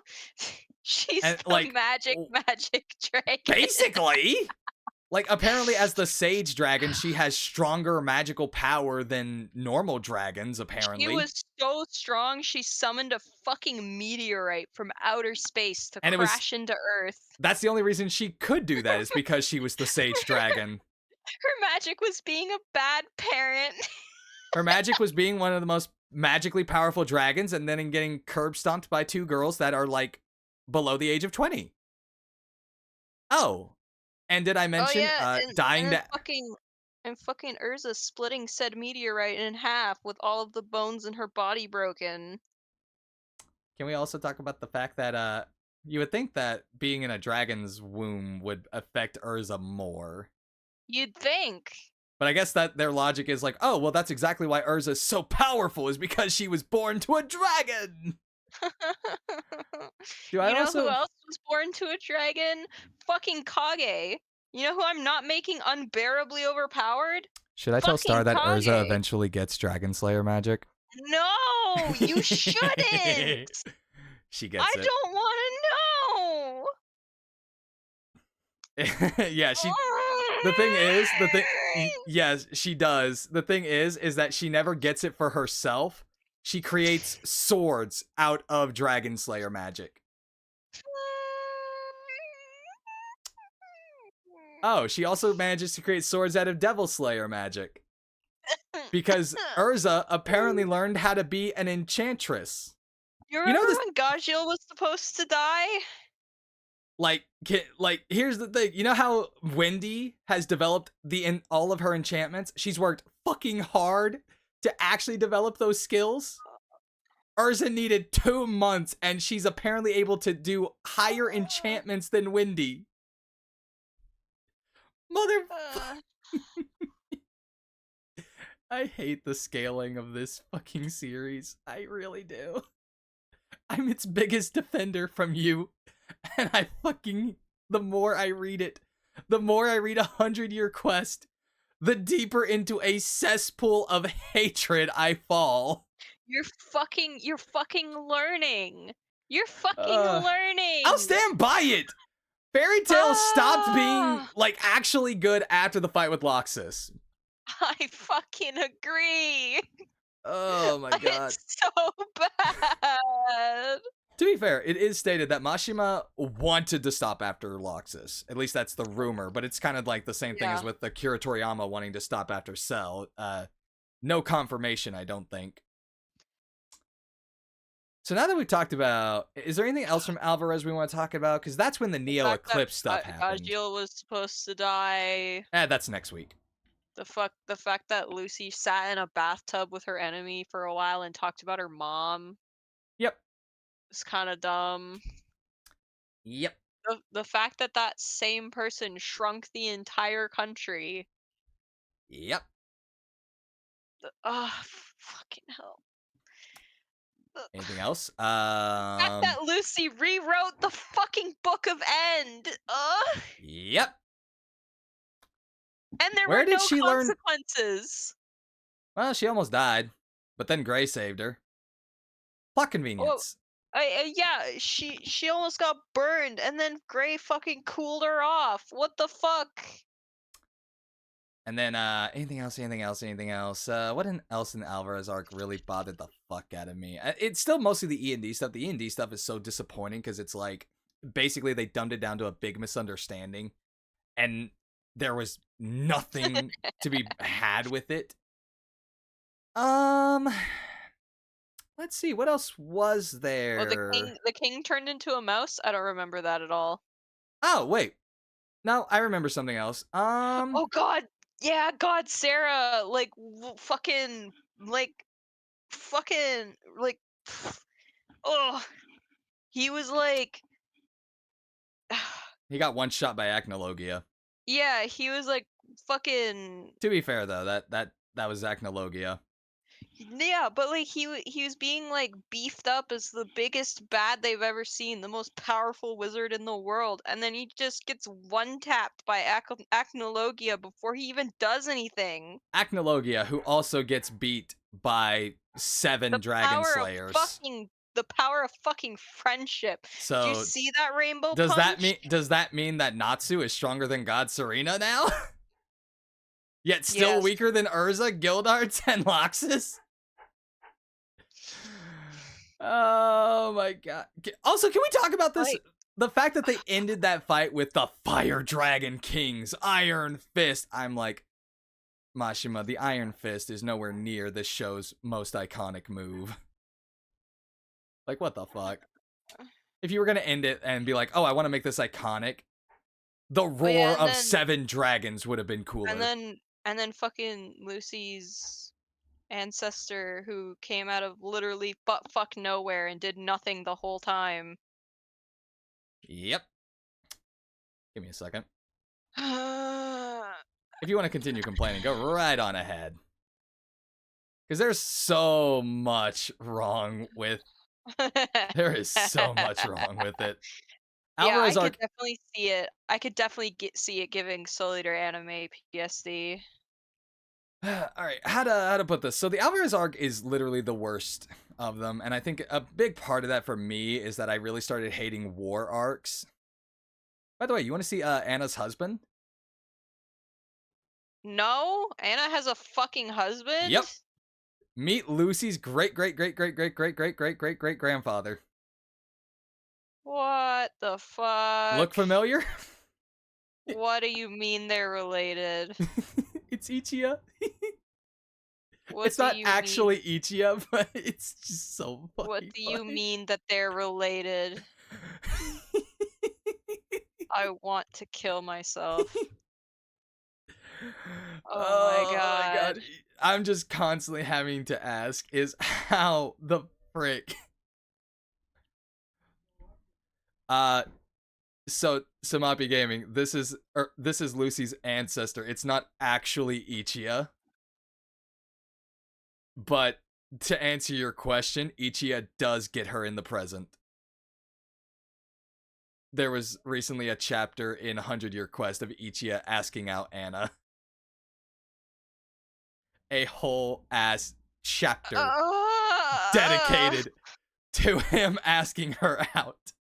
no, no, there's so many things wrong with that. There is. There's so many things wrong with that. As far as we know, there is no relationship between this man and Ichiya. Ain't no way. Just Ain't no fucking coincidence. way there's no relationship. Are you fucking kidding me? I love how Samapi puts it. All the years he sends for Urza, he goes for Lucy's granny. Acnologia died by the Oh. power of 7 dragons combined. Did he? Yeah, but God Serena had 8. Boom. God Serena fucking sucked. And I should He mention, didn't God do Serena anything. also loses to Jalal. But he no, but he fucking died. What do you mean he loses to Jalal? They bring him back again. Oh, of course they do. Cuz no one can stay dead. They brought him back as a homunculus created by alchemy. When did we get into Full Metal? In the 100 Year Quest, Well, why, Mashima? there's an entire there's an alchemist guild. Dude, as if fucking magic wasn't enough for him. He can't even do magic correctly. Now he's bringing science into the mix? Oh no, there's no science. There's no science in my alchemy. Okay, alright. Let me explain. So, for example, alchemy is the concept of change within the world of fairy tales. So, let's say I decided to use alchemy on you, and I'm deciding to. Okay, let's say I could now change your soul from being in your body to being trapped inside of a gem. That's alchemy. That's stupid. That's not I alchemy at all. I could also use alchemy to make you and Aiden switch bodies. That's stupid. That's not Yep, alchemy at all. that is alchemy within the world of fairy tale. It's dumb, The and I ability to hate just Mashima. change anything, That's apparently. so stupid. Where's the equivalent exchange? There is none. I fucking hate you, Mashima. Why are you like It's this? really, really fucking stupid. And even worse, Star, is that the entire Alchemist Guild is apparently run by a dragon. The gold dragon god, I don't fucking care. who is I don't apparently fucking care. more powerful than Acnologia. Who the fuck cares? Who then, guess what, loses to Natsu. Who the fuck even cares anymore? I don't give a shit. Mashima doesn't know how to write for shit. I hate him as an author. I wish he'd put down the fucking pen. I feel like, honestly, this stream just turned into me bullying Star by letting her know about more and more details of Fairy Tail. Alright, let's move on so I get less fucking pissed off. Alright, what's your favorite anime, Fox? Ooh, that's a hard one, actually, because it's like, I don't know. I don't think I have an absolute favorite, because it's like, if you were to ask me, like, okay, what's your favorite shonen? Nostalgia bias tells me to say Dragon Ball. But at the same time, I also like stuff like, I've liked Spy Family recently. Dude. Man, choosing an app, it's easier to choose a least favorite, because a favorite anime is so based on like my mood, and like I definitely categorize them by genre. But to choose an absolute favorite is very difficult. Oh, what's up, Achilles? I'm not ignoring you. It's just we're We're in the middle of a podcast. we're doing the podcast, so it's like, for me, no FGO today. I wanted to earlier, but it was on maintenance. And Oh, good choice, Rico. I fucking love the Soul Eater manga. and then let's see. I will probably not be doing any roles for FGO for a while. It's like I'm saving until summer, because I really want to get Summer Scotty. So, like I said, it's really hard to choose a favorite anime, because I could be like, well,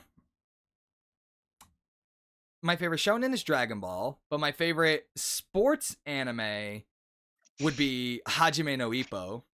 He's doing categories. Like, I can't help it, because it is categorized in my head, because it's like an absolute favorite is hard for me to pick. Yeah, no worries, dude. No worries. All right. Damn. Okay. Mikon, What? where's my phone? What would be Oh, there a it is. favorite, like my absolute favorite anime? Yeah, same here, Rico. I only give a rating if it's finished. I'm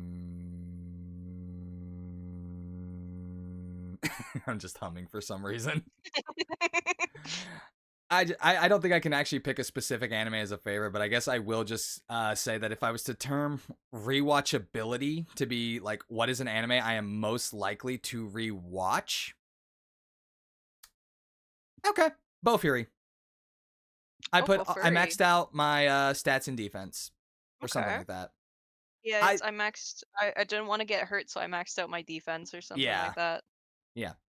I would say that's my favorite anime in recent years. It's definitely like my number one recommendation if you are someone who wants to get into isekai, especially specifically video game isekais. And main reason why is just because it's goofy fun. It's so not the standard video game isekais where it's like, okay, guys, we're gonna play this video game because it's the new hottest game in the century, which is the concept of this anime. But there's no bullshit like, okay, oh, hey guys, you're now all trapped here for the rest of your lives. Oh, and if you die in the game, you die in real life. No, it's just a bunch of people getting together and playing a freaking video game. It is so freaking good. And it's exactly how I would imagine a real VR MMO would be. Freedom to like really do whatever you want to with the skill system, setting up your own abilities. It's so freaking good. It is what playing video games should be like. It should be like, it should just be people having fun. Now, I will say I need to watch season 2. I haven't seen it. I have hopes for it because I love the two main characters, whose names I can't remember. Maple and Sally. That's what it was. I think. I'm pretty sure it's Maple and Sally, because I know Maple had the whole thing with she had the turtle named Syrup, and the guild was called Maple Tree. It's a really adorable anime. I would recommend it to you. Oh my good god, I might actually have to check it out. Like I have found that in recent years, I really enjoy anime that are lighthearted more than anime that is like edgy, gritty, berserk style stuff. Mhm. I and I think it's just because when I was in high school, I loved those to death, and now it's like I'm older and I'm like I don't really want to read those anymore. I get my fix of angst and bullshit from fan fiction. Same here. I'd be So I wanna read about my characters dying in each other's arms, but if it happens in canon, I'm gonna be very mad. yeah, you're just holding Lloyd as he bleeds out on the floor. Don't. I've read that. Probably wrote that, I probably have wrote that. but the two main characters are really interesting because they are also two different types of gamers. You have Maple, who is like the casual gamer, the person who plays a video game because she's like, oh, I want to have fun with my friends and go on adventures. Mhm. Very casual, like does not care about winning anything, just wants to play, wants to have fun. And then there's her best friend Sally, who is like a tournament level gamer. That one of the first scenes with her is showing off her trophies. So she's like very, very competitive. And like I'm hoping in season 2, because in the first season you start to see like some of the frustration that she has with their two different play styles. Mhm. And I'm hoping in the second season that really comes to a head. I really want to see them like potentially get into an argument. I want the angst for the first time. Good shit, angst. Yep. Yeah, we are talking about Bow Fury. Hey, yo, a Rubik's Cube? Oh god. I'm convinced that people who can solve Rubik's Cubes are magicians. I tried solving one once and I cried because I couldn't do it. Little did Star know someone rearranged the blocks. Okay, so I think that's really all I had to say on my favorite because I'm finding that one my favorite and least favorite I have not watched beyond the first season. And also because it's a lot easier to talk about them because I don't have as much to say as much as we did with Fairy Tail. Because Fairy Tail is such a to be fair, both series are also much shorter than Fairy Tail are. Well, except Attack on True. Titan but I've seen less of Attack on Titan than I have of Fairy Tail. I've seen all of Fairy Tail. Yeah. I Um watched up to the end of the 2014 series and then didn't watch the final season because I read the manga and I hated it. yeah, I did too. I got so tired of all the like war arcs that were coming up from shonen anime. Like Bleach had a war arc, Naruto had a war arc, Fairy Tail had a war arc, Attack on Titan had a war arc.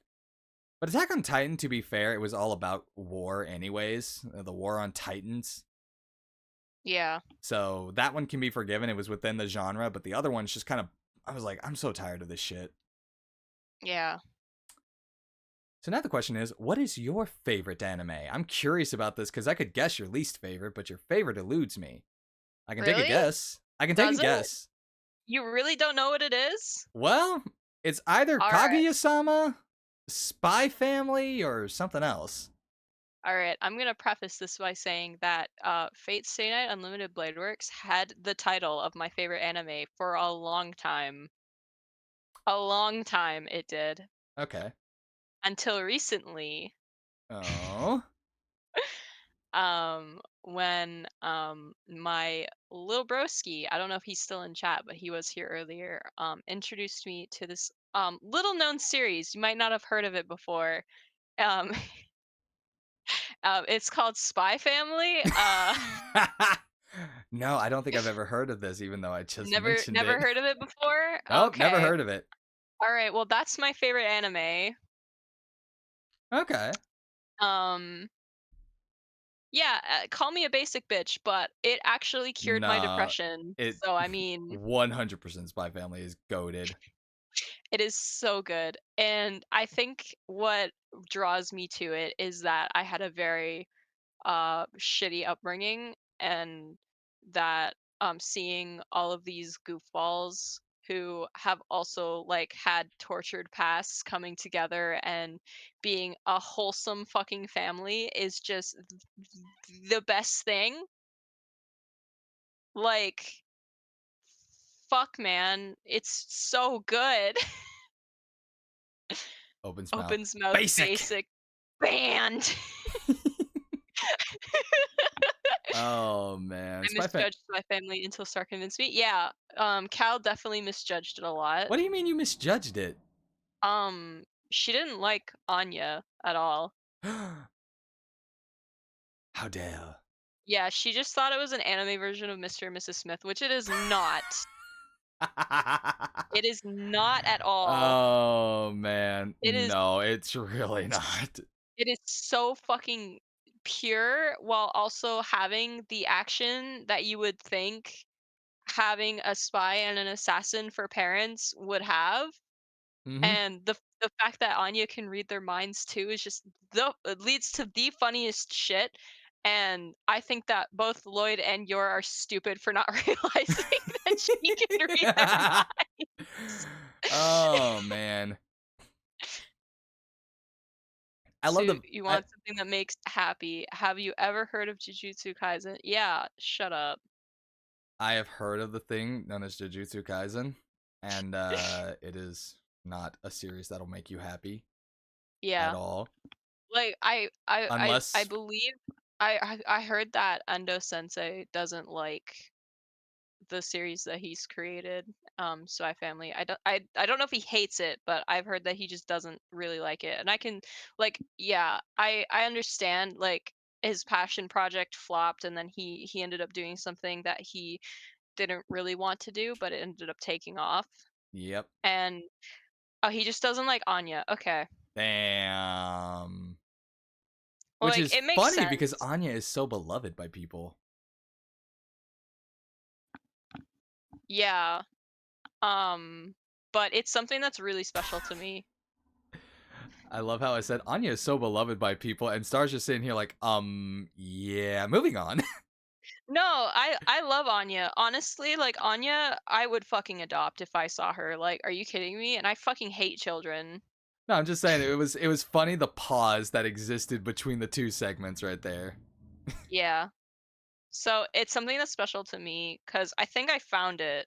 I mean, I didn't find it, but I was introduced to it at the right time in my life, and that I love the characters so much. They're all Mm-hmm. wholesome and funny and and you're kicking a man so hard that he hangs from the ceiling is just so hilarious. Yep.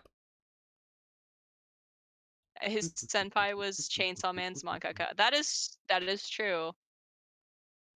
Just don't mind me. I'm just typing something in real quick. Okay. Um yeah, I think I get most of my joy from the show uh is definitely Anya's antics and also the budding relationship between Lloyd and Yor. Um we know it's gonna happen. We know they're eventually going to get married for real, because We can only hope. Lloyd is so unbelievably in love with his wife. Like, hello?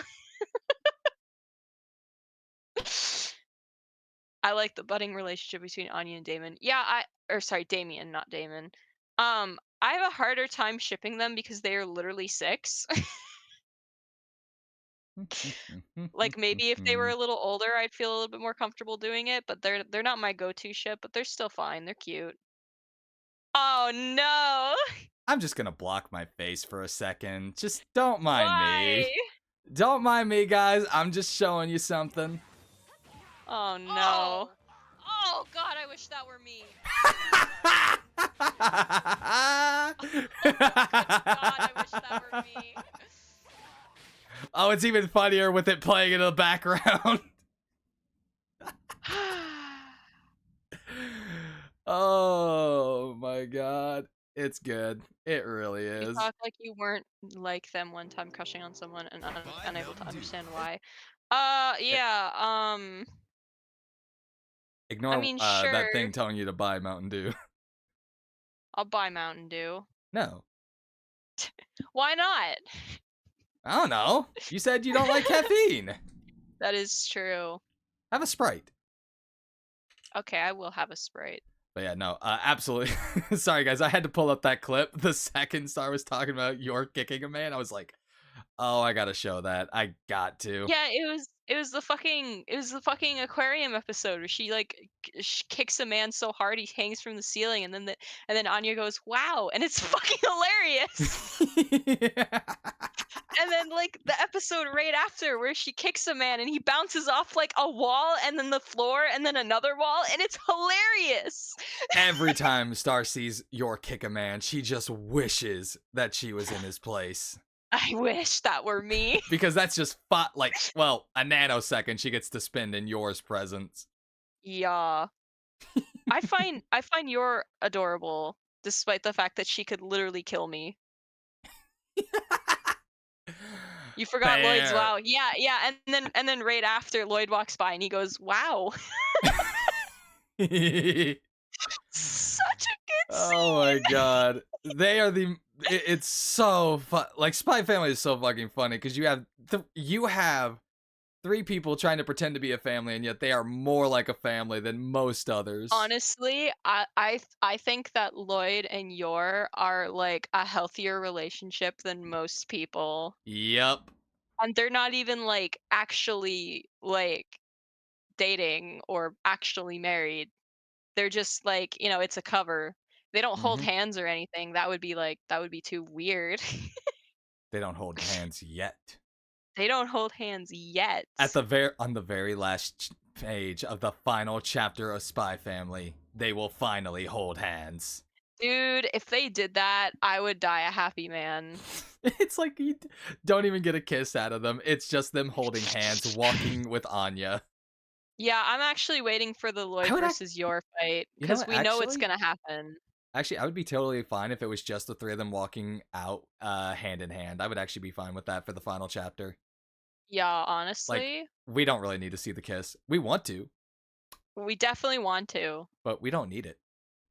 Yor's waifu? They're Yes, already she is. they're already married, so it's like they don't need to do anything. They get married for realsies this time.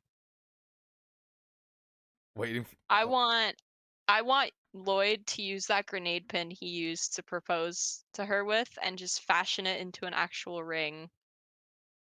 That yes. would be so cute. Ah! Oh man. I Um, swear, the show is one of the most interesting things in existence. I absolutely love it. I need to have watch you more of it. I don't know where I ended off last time, and that's why I haven't gone back. I don't. have you seen Bond? I have seen Bond. Okay, you might have ended season 1. Have you Maybe. seen have you seen Fiona? Oh, I know that one of the last episodes I watched was the tennis episodes.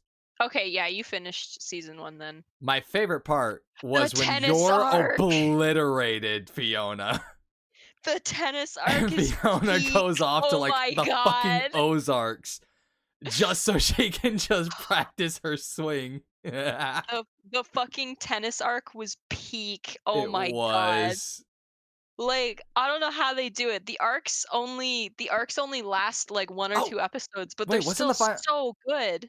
wasn't the final episode of that season Lloyd was having to deal with Yor being insecure about their relationship that doesn't even actually fucking exist. Yes.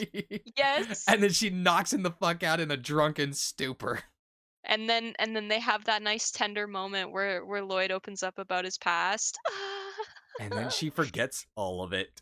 And then they had the exact same conversation the next day because it wasn't just a Yay! gag.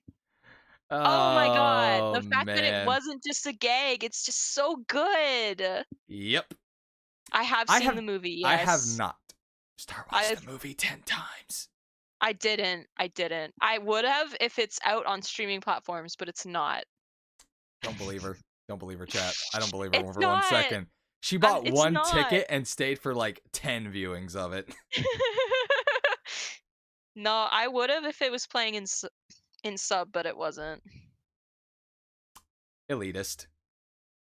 It's not that I'm an elitist, I just prefer the Japanese cast. Uh-huh. Elitist. Hey, hey, yours VA is fucking Sayori Hayami, and I love her. This is the part where I mentioned I don't know VAs. She voices Meltrellis. Oh, okay. Yeah, which is why I Damn, that's love actually her. really good. Yeah. I'm already impressed by the fact that the VA for your in English is also the voice actress for Serval from Honkai Star Rail. Oh, really? Yes. Nice. Start playing through this portion of the game and did not realize this fact. No, because I have my first of all, I have my volume turned down when I'm playing. She plays in the Um, original Chinese dialect. and second of all, I only saw the movie in dub, so I wouldn't have recognized the voice even if I did also third of all Have you play not seen? Star Rail in Oh, wait a English. minute. So you're telling me you haven't seen Spy Family in dub at all? No, I Okay, watched that's like fair. half of the first episode and I didn't like it. Ooh, now I gotta watch it just to see like what the problem was. I just I don't know, it's just the way that Lloyd is portrayed in the sub is just a lot better. Wait, I have a question. When did Spy Family come out in dub? Because I I was don't gonna know. ask if it was like in COVID. Oh, it might have been. It Because I was gonna, definitely might have been. because I'm gonna say COVID anime that came out, English dubbed anime that came out in COVID definitely had a problem with audio quality that I really did not Yes, like. there was a character in the Kaguya dub that had poor mic quality Mm, I remember in season 2. I think K had bad mic quality in season 1. I remember trying to watch another one of my favorite animes. I was banished from the hero's party, so I retired to a quiet life in the countryside. That's a whole ass title. It is a whole ass. Dude, why are my favorites like not long and then yours are like fucking 10 fucking sentences? Because those, for some reason, are like the really lighthearted ones. I don't know why. Okay. In I any mean, case, except for Fate, Fate's Stay Night yeah, Unlimited Blade Works, that's a good title. yeah. So I watched the entire season in subbed first because that's how it came out, obviously. Yeah. And then I was like, I want to try the dub so I can compare. Yeah. I didn't get past 5 minutes in the dub because Yeah. the voice actor for most of it, they sounded like they were streaming from their bedrooms. Yeah. Like it sounds like my audio quality, which is ass. Your audio quality isn't even that bad. It's It's it's better kind than of mine. it's kind of honestly speaking, I think yours is better than mine. The fuck? I'm on a headset. I don't know. I think it's just like something about like I think for one, like to me, mine tends to bounce around a little bit more, and that's what I hear because like I'm right up Mhm. against the walls, and you're in a much wider open space. Yeah. Like so for me, my sound bounces, of course, right from behind my computer, hits the wall that's right next to it, and it's just constantly bouncing around. So I do plan on doing some audio treatment. Like it's very subtle nuance, of course, and then Yeah. it's like I also have the problems where it's like again, passing cars and stuff. I always try to eliminate that. People who Yeah. come, I'm also like right next to the bathroom. So it's like I'm always worried that people are going to come in and start talking because for some reason people like to have conversations in a bathroom. I don't get it. But yeah, Yeah, my room at my old place was right beside the bathroom, so like whenever someone would come by my room to go to the bathroom, they'd stop and talk to me. yeah. So like to me, like I do admit, I'm much pickier about audio. Recently I've Yeah. like developed a technique which is to just like pull up a streamer and be like, okay, let me see what their audio levels are on my OBS, completely unfiltered through my end. And I'm like, okay, well, this is how I found the audio levels I'm happy with. And since I've done that, I am much happier with the audio levels. Yeah. But for the, Um, but but yeah. yeah, So I actually had a lot to talk about in terms of my favorite anime, but ooh, I lost all of it. It's oh my gone God. now. The number of times that I've gone for walks and I'll plan out entire like fucking essays that I want to talk to chat about when I'm on stream, and then I get to stream and it's gone. Yeah. Um, yeah, so there's a season 3 that was announced. I'm excited for Woo! that. Haven't even I really seasons. like Haven't even uh seen season 2. you should. The boat arc, the hyper realistic boat arc was awesome. Not the hyper realistic boat. I don't want to deal with Shido again. No, there's no Shido on this hyper I don't realistic believe boat. you. It was good though. It was really, really good, and I need to rewatch it to learn that fucking insert. I also need to rewatch it because it Oh was man. really fucking good. Oh, speaking of songs, Mixed Nuts, really damn good Oh song. god, right, the music. Oh, the Oh my music is god. so good. Oh god, yeah. Mixed nuts, fucking oh, what was the Bump of Chicken song? I don't know, but I was singing it yesterday I while loved I it. was playing the game. I'm sorry, what was that band's name? Bump of Chicken. You don't know Bump of Chicken? No. I gotta ask, Souvenir, that's the name. what country is this band from? It's Japanese. I love the names of foreign bands. They're just so funny. Call of the Night opening, is it that? No, it's To be fair that's though, Creepy Nuts. band names in general tend to be like this really odd duck thing. No, this is Mixed Nuts by Higedan. And then opening 2 was Souvenir by Bump of Chicken, and then opening 3 is Kura Kura by Ado, which fucking slaps, but I have to give a special shout out to the endings, Bum, bum, bum, bum, bum, bum, bum. 'cause, like, comedy, is my comfort song. I would listen to that all the fucking time. I love comedy. Oh. Um, I don't really care much for the second ending, but the third ending is probably my favorite if I had to say. Tadome no Ichigeki. Can you stop that? I'm What? trying to gush over the music. So am I. Okay. Have you I heard Tadome no Ichigeki? Because it is such a baller song. No, I haven't heard it. But Right you now- have to have heard it, because I probably requested it in your chat. Probably you have. I love how Star has no idea what's going on over in the chat, over in the stream right now.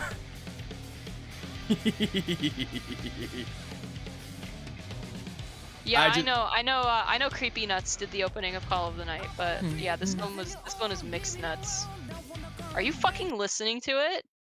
You Listening to what? bastard! I was listening to TBD. You were listen. You were To no. listening to TBD. Yep, by no You name. you son of a fucking bitch! I love how you did. I was like, I kept waiting for you to bring up the song, and I was just like, I just started playing it. All right, I'll bring it up. TBD, fucking banger. Oh my I god, love that that is song. it's such a good song. I'm adding it to my playlist now. TBD fucking slaps, dude. Like, I didn't care much for that episode at first, and then like the more I watched it, the more I was like, you know what? Lloyd is a pretty good dad. This is fucking great. Hmm.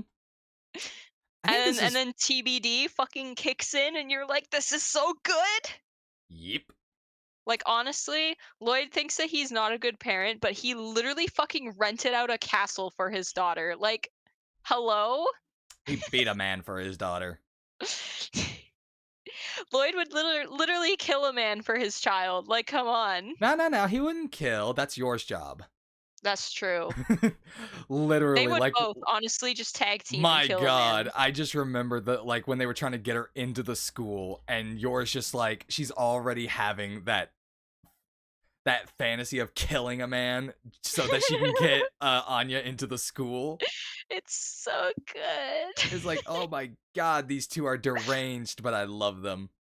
Listen, they've gone through some shit. War changes people.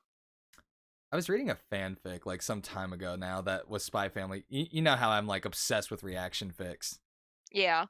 That specific episode, remember when they were changing clothes constantly?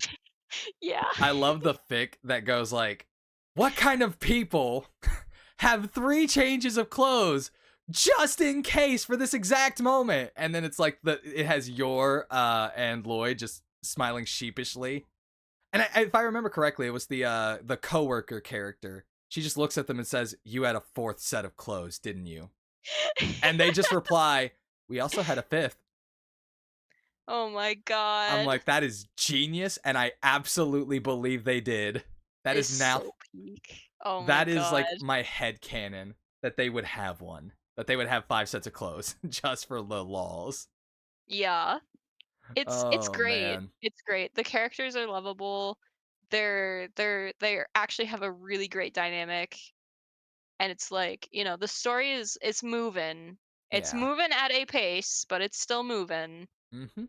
And it's like it's not and like I'm a stickler for stories, right? Like I Yeah. I want my stories to be like good. Like Spy Family set up its story, and then like yeah, the story is still going in the background while the characters are still like going around and doing all this shit. Like yeah, they are Mhm. they are advancing the plot, but they're doing it in a way that doesn't even like make like I don't even realize that the plot is It moving. I'm feels like, more like haha, a slice of life than anything else. yeah. They're But literally living their lives to move the plot. yeah. And it's like, haha, Anya punched that kid in the face. Like, Oh holy wow, shit, that that's is a plot way more than point. I thought there was. I was curious how Oh? many Spy Family fanfics there were. I was Oh, there's thinking, tons. oh my gosh, there's There 4,640, which don't get me there wrong, there is a lot. that's not like anywhere near the highest numbers of fan fiction ever or anything like that, but that is still way more than I thought there was. Yeah. Like, I'm going to compare that to another anime that I always expected more fan fiction from, Kaguya-sama. I always expected there would Oh, be yeah. a ton of that. Kaguya. Yeah. Yeah. Let's see. Where is it? No, that's Kaiju number 8, so maybe a little bit. No, would that be higher or lower on the list? Kagu. Kagu, that would be lower. No, it's higher than Kaiju. Is it? I don't know my Well, alphabet. because G before I. Like Oh, I don't know the alphabet, A by B the C way. D E F G. I just wasn't thinking, but only hold up, no way. Like 341. Only That's 341 for Kaguya? yeah. God damn. There's two Kaguya-samas, by the way, on Yeah. the list. There's Kaguya Wants to Be Confessed To and Kaguya-sama Love is War. Okay. I think the wants to be confessed to is the Japanese name, so Yeah. It's specifically they use that title to refer to manga and the other one to refer yeah, to anime. that makes Um sense. and it's 301 for the anime one. You gotta boost those numbers, get writing. Now, for people who aren't familiar with AO3, and this is something that actually kind of pisses me off, is that people will use both labels. So actually, 301 of the 341 you would find for just the manga are probably also for the anime. So they tend to label them as crossovers. Yeah. That annoys me because then it's like I'm looking for crossovers and then I'm not finding them because they're listed with the exact same ones. It's Yeah. really annoying. It's like that needs to be fixed. I'm not even sure why Alright. there's a separate title for it. So, a final question for the podcast. I don't know how long we've been going for. Almost 3 hours. A little Yeah, we bit. started around like my 5 hour mark, Yeah. so it's been about 3 hours. Um, so if you had to do on the spot a top 5, what would your top 5 be for anime? Ooh. Do we also have to do the top five? I'll do it, yeah. Okay. Like if you don't want to, you don't have to. I can do it. Well, I was just wondering if this was just a question for chat. Chat can do it if they want to, but Okay. I was asking you. Ah, okay. Well, Bo Fury at the top, along with I would probably put the banished from the heroes party, retired to the countryside thing. That would probably be number 5. So that's probably my entryway right there. I like the Misfit of Demon King Academy because it's basically One Punch Man, but with demons. Yeah. So I'd put that at probably 4th place. 3rd place, I would put I'm kidding. I'm kidding. I'm kidding. Yeah, sure you Uh, would. let's see. Three. I think 3. I would probably put. Oh, that one's actually tough. What would I put as a 3?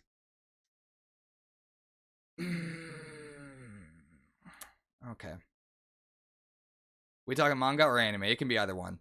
Yeah. Because let's be fair, they're basically the same thing, just different Mm, mediums. mm, Okay, for my number 3 spot. you're putting Persona 3 in your top 5 anime. Really, Cal? That's Really? interesting. That's very interesting. Hmm. I do feel like I'm really liking shorter anime rather than longer ones, so it's really hard for me to go and be like, oh, I'm gonna grab one of these longer ones. Okay, so 5 I said would be the Banished from the Heroes Party. 4 would be Misfit of Demon King's Academy. 3 would probably have to be. You know what? I'm gonna give Spy Family 3. Hey, let's fucking go! 2, I would probably say would have to be Hikaru no Go, because I rewatched the shit out of that. And Yeah. then finally with Bow Fury at number 1. What's your top 5? It's hard to put a top 5, huh? All right, I think I've got it. I think I've got it. Oh no, I don't got it. It's not easy, because when you've seen a bunch of anime, it's like, oh, how do I really pick one? You see why I had Okay, categories. okay, I think I've got one. I think I've got it. Mm-hmm. So at number 5, I'm gonna put Noragami Okay. because while it's good, it definitely like the anime is certainly like suffers from Being not having a incomplete. season 3. Like the manga is fantastic. I would definitely recommend it any day of the week. Um, but the anime kind of suffers, but I still love Noragami a lot. That's It's fair. still up there. Number 4.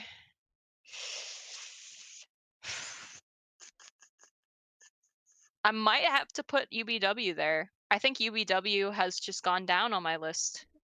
Fair. Um, Not that it's not good. It got me into Fate, so I'll forever be fucking grateful for UBW. Wait, your Um, first Fate was UBW? it was. Damn, now I feel old. My I first watched Fate it. was the OG. Oh man, I watched it in 2017, so it's not like I watched it as it was airing. I also did not watch it. It was as it was airing. It was one of my first Fate anime that I found. Yeah, I watched UBW, Zero, OG, Grand Order, Hmm. and I got into Grand Order before I watched Grand Order, but yeah. Um, Above that is probably Kaguya-sama Mm-hmm. at number 3. Kaguya-sama is a fucking banger, and I love it. And the narrator is awesome. Yeah, the dub is hilarious. Um, yeah, it's a good time. I rewatch it when I need a laugh because it's so fucking funny. Mm-hmm. I will always laugh at that shit.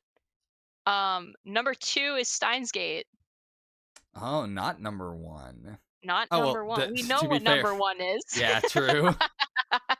No, Steins Gate is very closely in second place because it's a banger show and the only my in my opinion, the only show that does time travel right. Shut the fuck up, Satanaku. You Satanic suck, wants to my get guy. banned, He does wanna get but banned. Star doesn't have the power to do it. Oh wait, What do actually, yeah, you you do. mean? Yeah, you do actually. Well, that's a timeout and a moder and like you just deleting a message. Steins Gate 0 in the movie too? Nope, just the first. Just Steins Gate. Star always forgets the movie exists. I don't, actually, I liked the movie. No, she forgets it Oh, exists. I have oh, proof. there was, like, one part in the movie I didn't like, but other than that, it was pretty solid. I have proof from AMQ sessions. She never remembers the movie. I always remember the movie, just No, not you the don't. ending. I just don't know the shut the fuck up. It has time travel contrivances. No, I think it does time travel very well. Chris who made the The list list after after that that. scene. She really did. Oh man.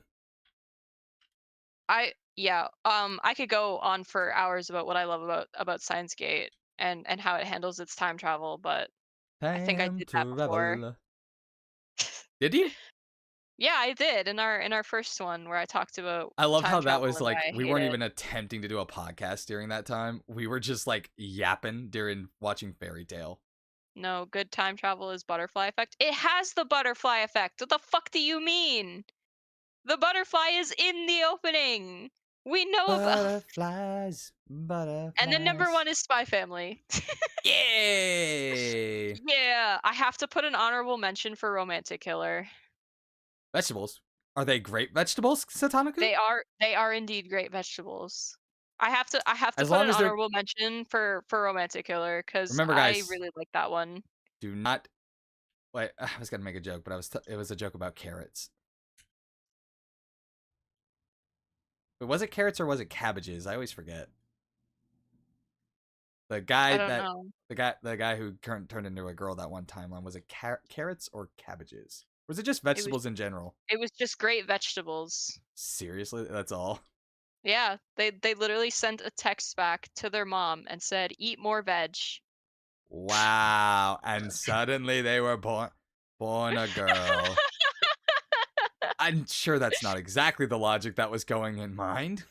Yeah, that one was very interesting, but you know, But one thing I think that also shows is not just an influence of like messages or like time travel specifically, but not like really showing that they are timelines. So yeah, they are kind of coexisting lines at different points. yeah, So that was actually pretty interesting. So there is like the allowance for small differences like that. yeah, It's cool. yeah. It is cool. We should definitely sit down and watch it I love sometime. how Star laughed the one time that I was like, "Oh yeah, character got gender bent because of time travel," and then that happens in Steins Gate. Can't judge me. Ha! Okay, manga number 1 is Pokemon Adventures. That shit is so good. Ooh, If you Ace of haven't read it, Diamond is you so really good. should. Soul Eater is good. Narayaho no Mago. Oh yeah, Soul Ooh. Eater manga is definitely number 2. I fucking love that shit. That was Never so seen good. Captain Tsubasa or Gamaren. Okabe and Subaru ReZero have one of the most stable minds to not go insane. No, he did go insane. That's the thing. Oh god, Angelic Layer is really good. But yeah. Oh wait, that's your manga response? Ooh, I didn't read the manga. I watched the anime. I was very embarrassed to watch the anime. Well, because it was an anime that was obviously, geared towards girls, so I was like, "Oh, like this was the part of my life where I was Oh, like, boo "Oh, poo. well, this was the part of my Boo life where poo. this was the part of my life where I cared about other people's opinions, basically." Yeah, well, I never did. I mean, I did Bullshit. actually. Yeah, That that's is not. I never did until I started developing anxiety, and now I care about everyone's opinion. I still care about everyone's opinion because I'm also a streamer and it's like their opinions kind of induce my livelihood. What anime do you like but manga not, or like the manga but not the anime? Soul Eater. Oh yeah, Soul Eater. The manga's good, but the anime, The manga is so much better.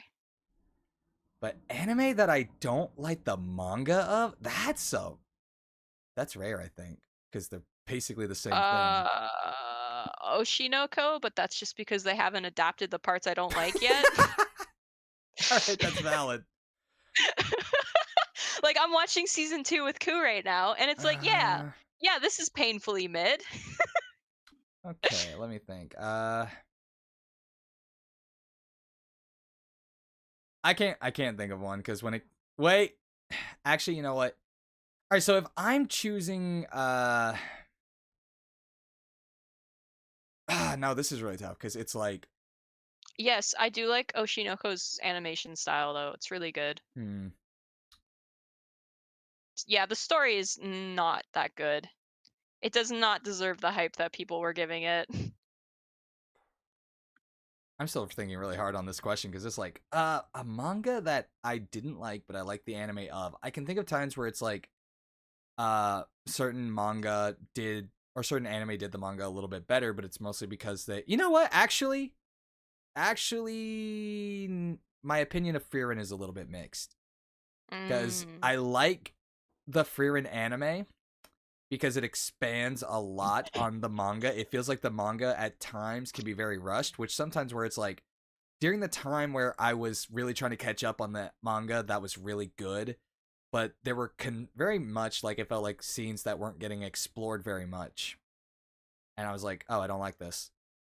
Samapi, But I liked the first episode of Oshinoko, and then I continued to watch it weekly, and then like it like didn't live up to the premise that it was setting up. I laughed my ass off in the final episode. Oh yeah? Yeah, him doing the dance with that straight ass face. So good. Oh my god. And then you had oh, what's her name? What's her name? Kana? Oh yeah, Kana, she's best girl. Like her being like she's going to be his star or something. She's Or is Oh that no, someone else? that was Akane, I think. I get these names mixed up. Yeah, the blue-haired one, that's his girlfriend. Yeah. Yeah, the Let, girl who you know likes what? baking soda. All right, Oshinoko. Just so I know that we're getting these right. All right, Oshinoko, Kana. Okay, yeah, Kana is the blue-haired one. All right, so it's No, that's Akane. Kana's mm, the red-haired one. I pulled up a okay, Wait, Google is fucking with me. Oshinoko, Kana, I'm not even joking. Arima. I'm going to show you what Google pulled up for me. I'm going to show you just so people don't. Okay, so I didn't see the kind of What? the red-haired girl up at the very top. What? I saw the one right next to the name. That's what I looked for. Okay, So you that's see why. weird. So you see Yeah, why I got fucked over a little bit that's here. weird. Okay, yeah. I never look at the very top. I Yeah, always she's see. the red-haired one. Yeah, that's what I thought. I was like, huh? But yeah, Yeah, Kana. I was like, all right, that's kind of adorable. I'm rooting for her. But it doesn't seem Akane. like it's going to go very well because I've already spoiled myself on everything. Kane Kurokawa, that's her name. I only knew her first name. I couldn't remember her last one. Yeah. But man, I can't think of a. I guess if I thought about an anime that I felt like really was doing justice to the story a little bit more, maybe Tsubasa Reservoir Chronicles because there was more hopping between worlds. But some people might say, "Oh, well, that's just applying filler," and it's like, I think like for a show that is all about actually hopping between worlds, I think filler is kind of okay.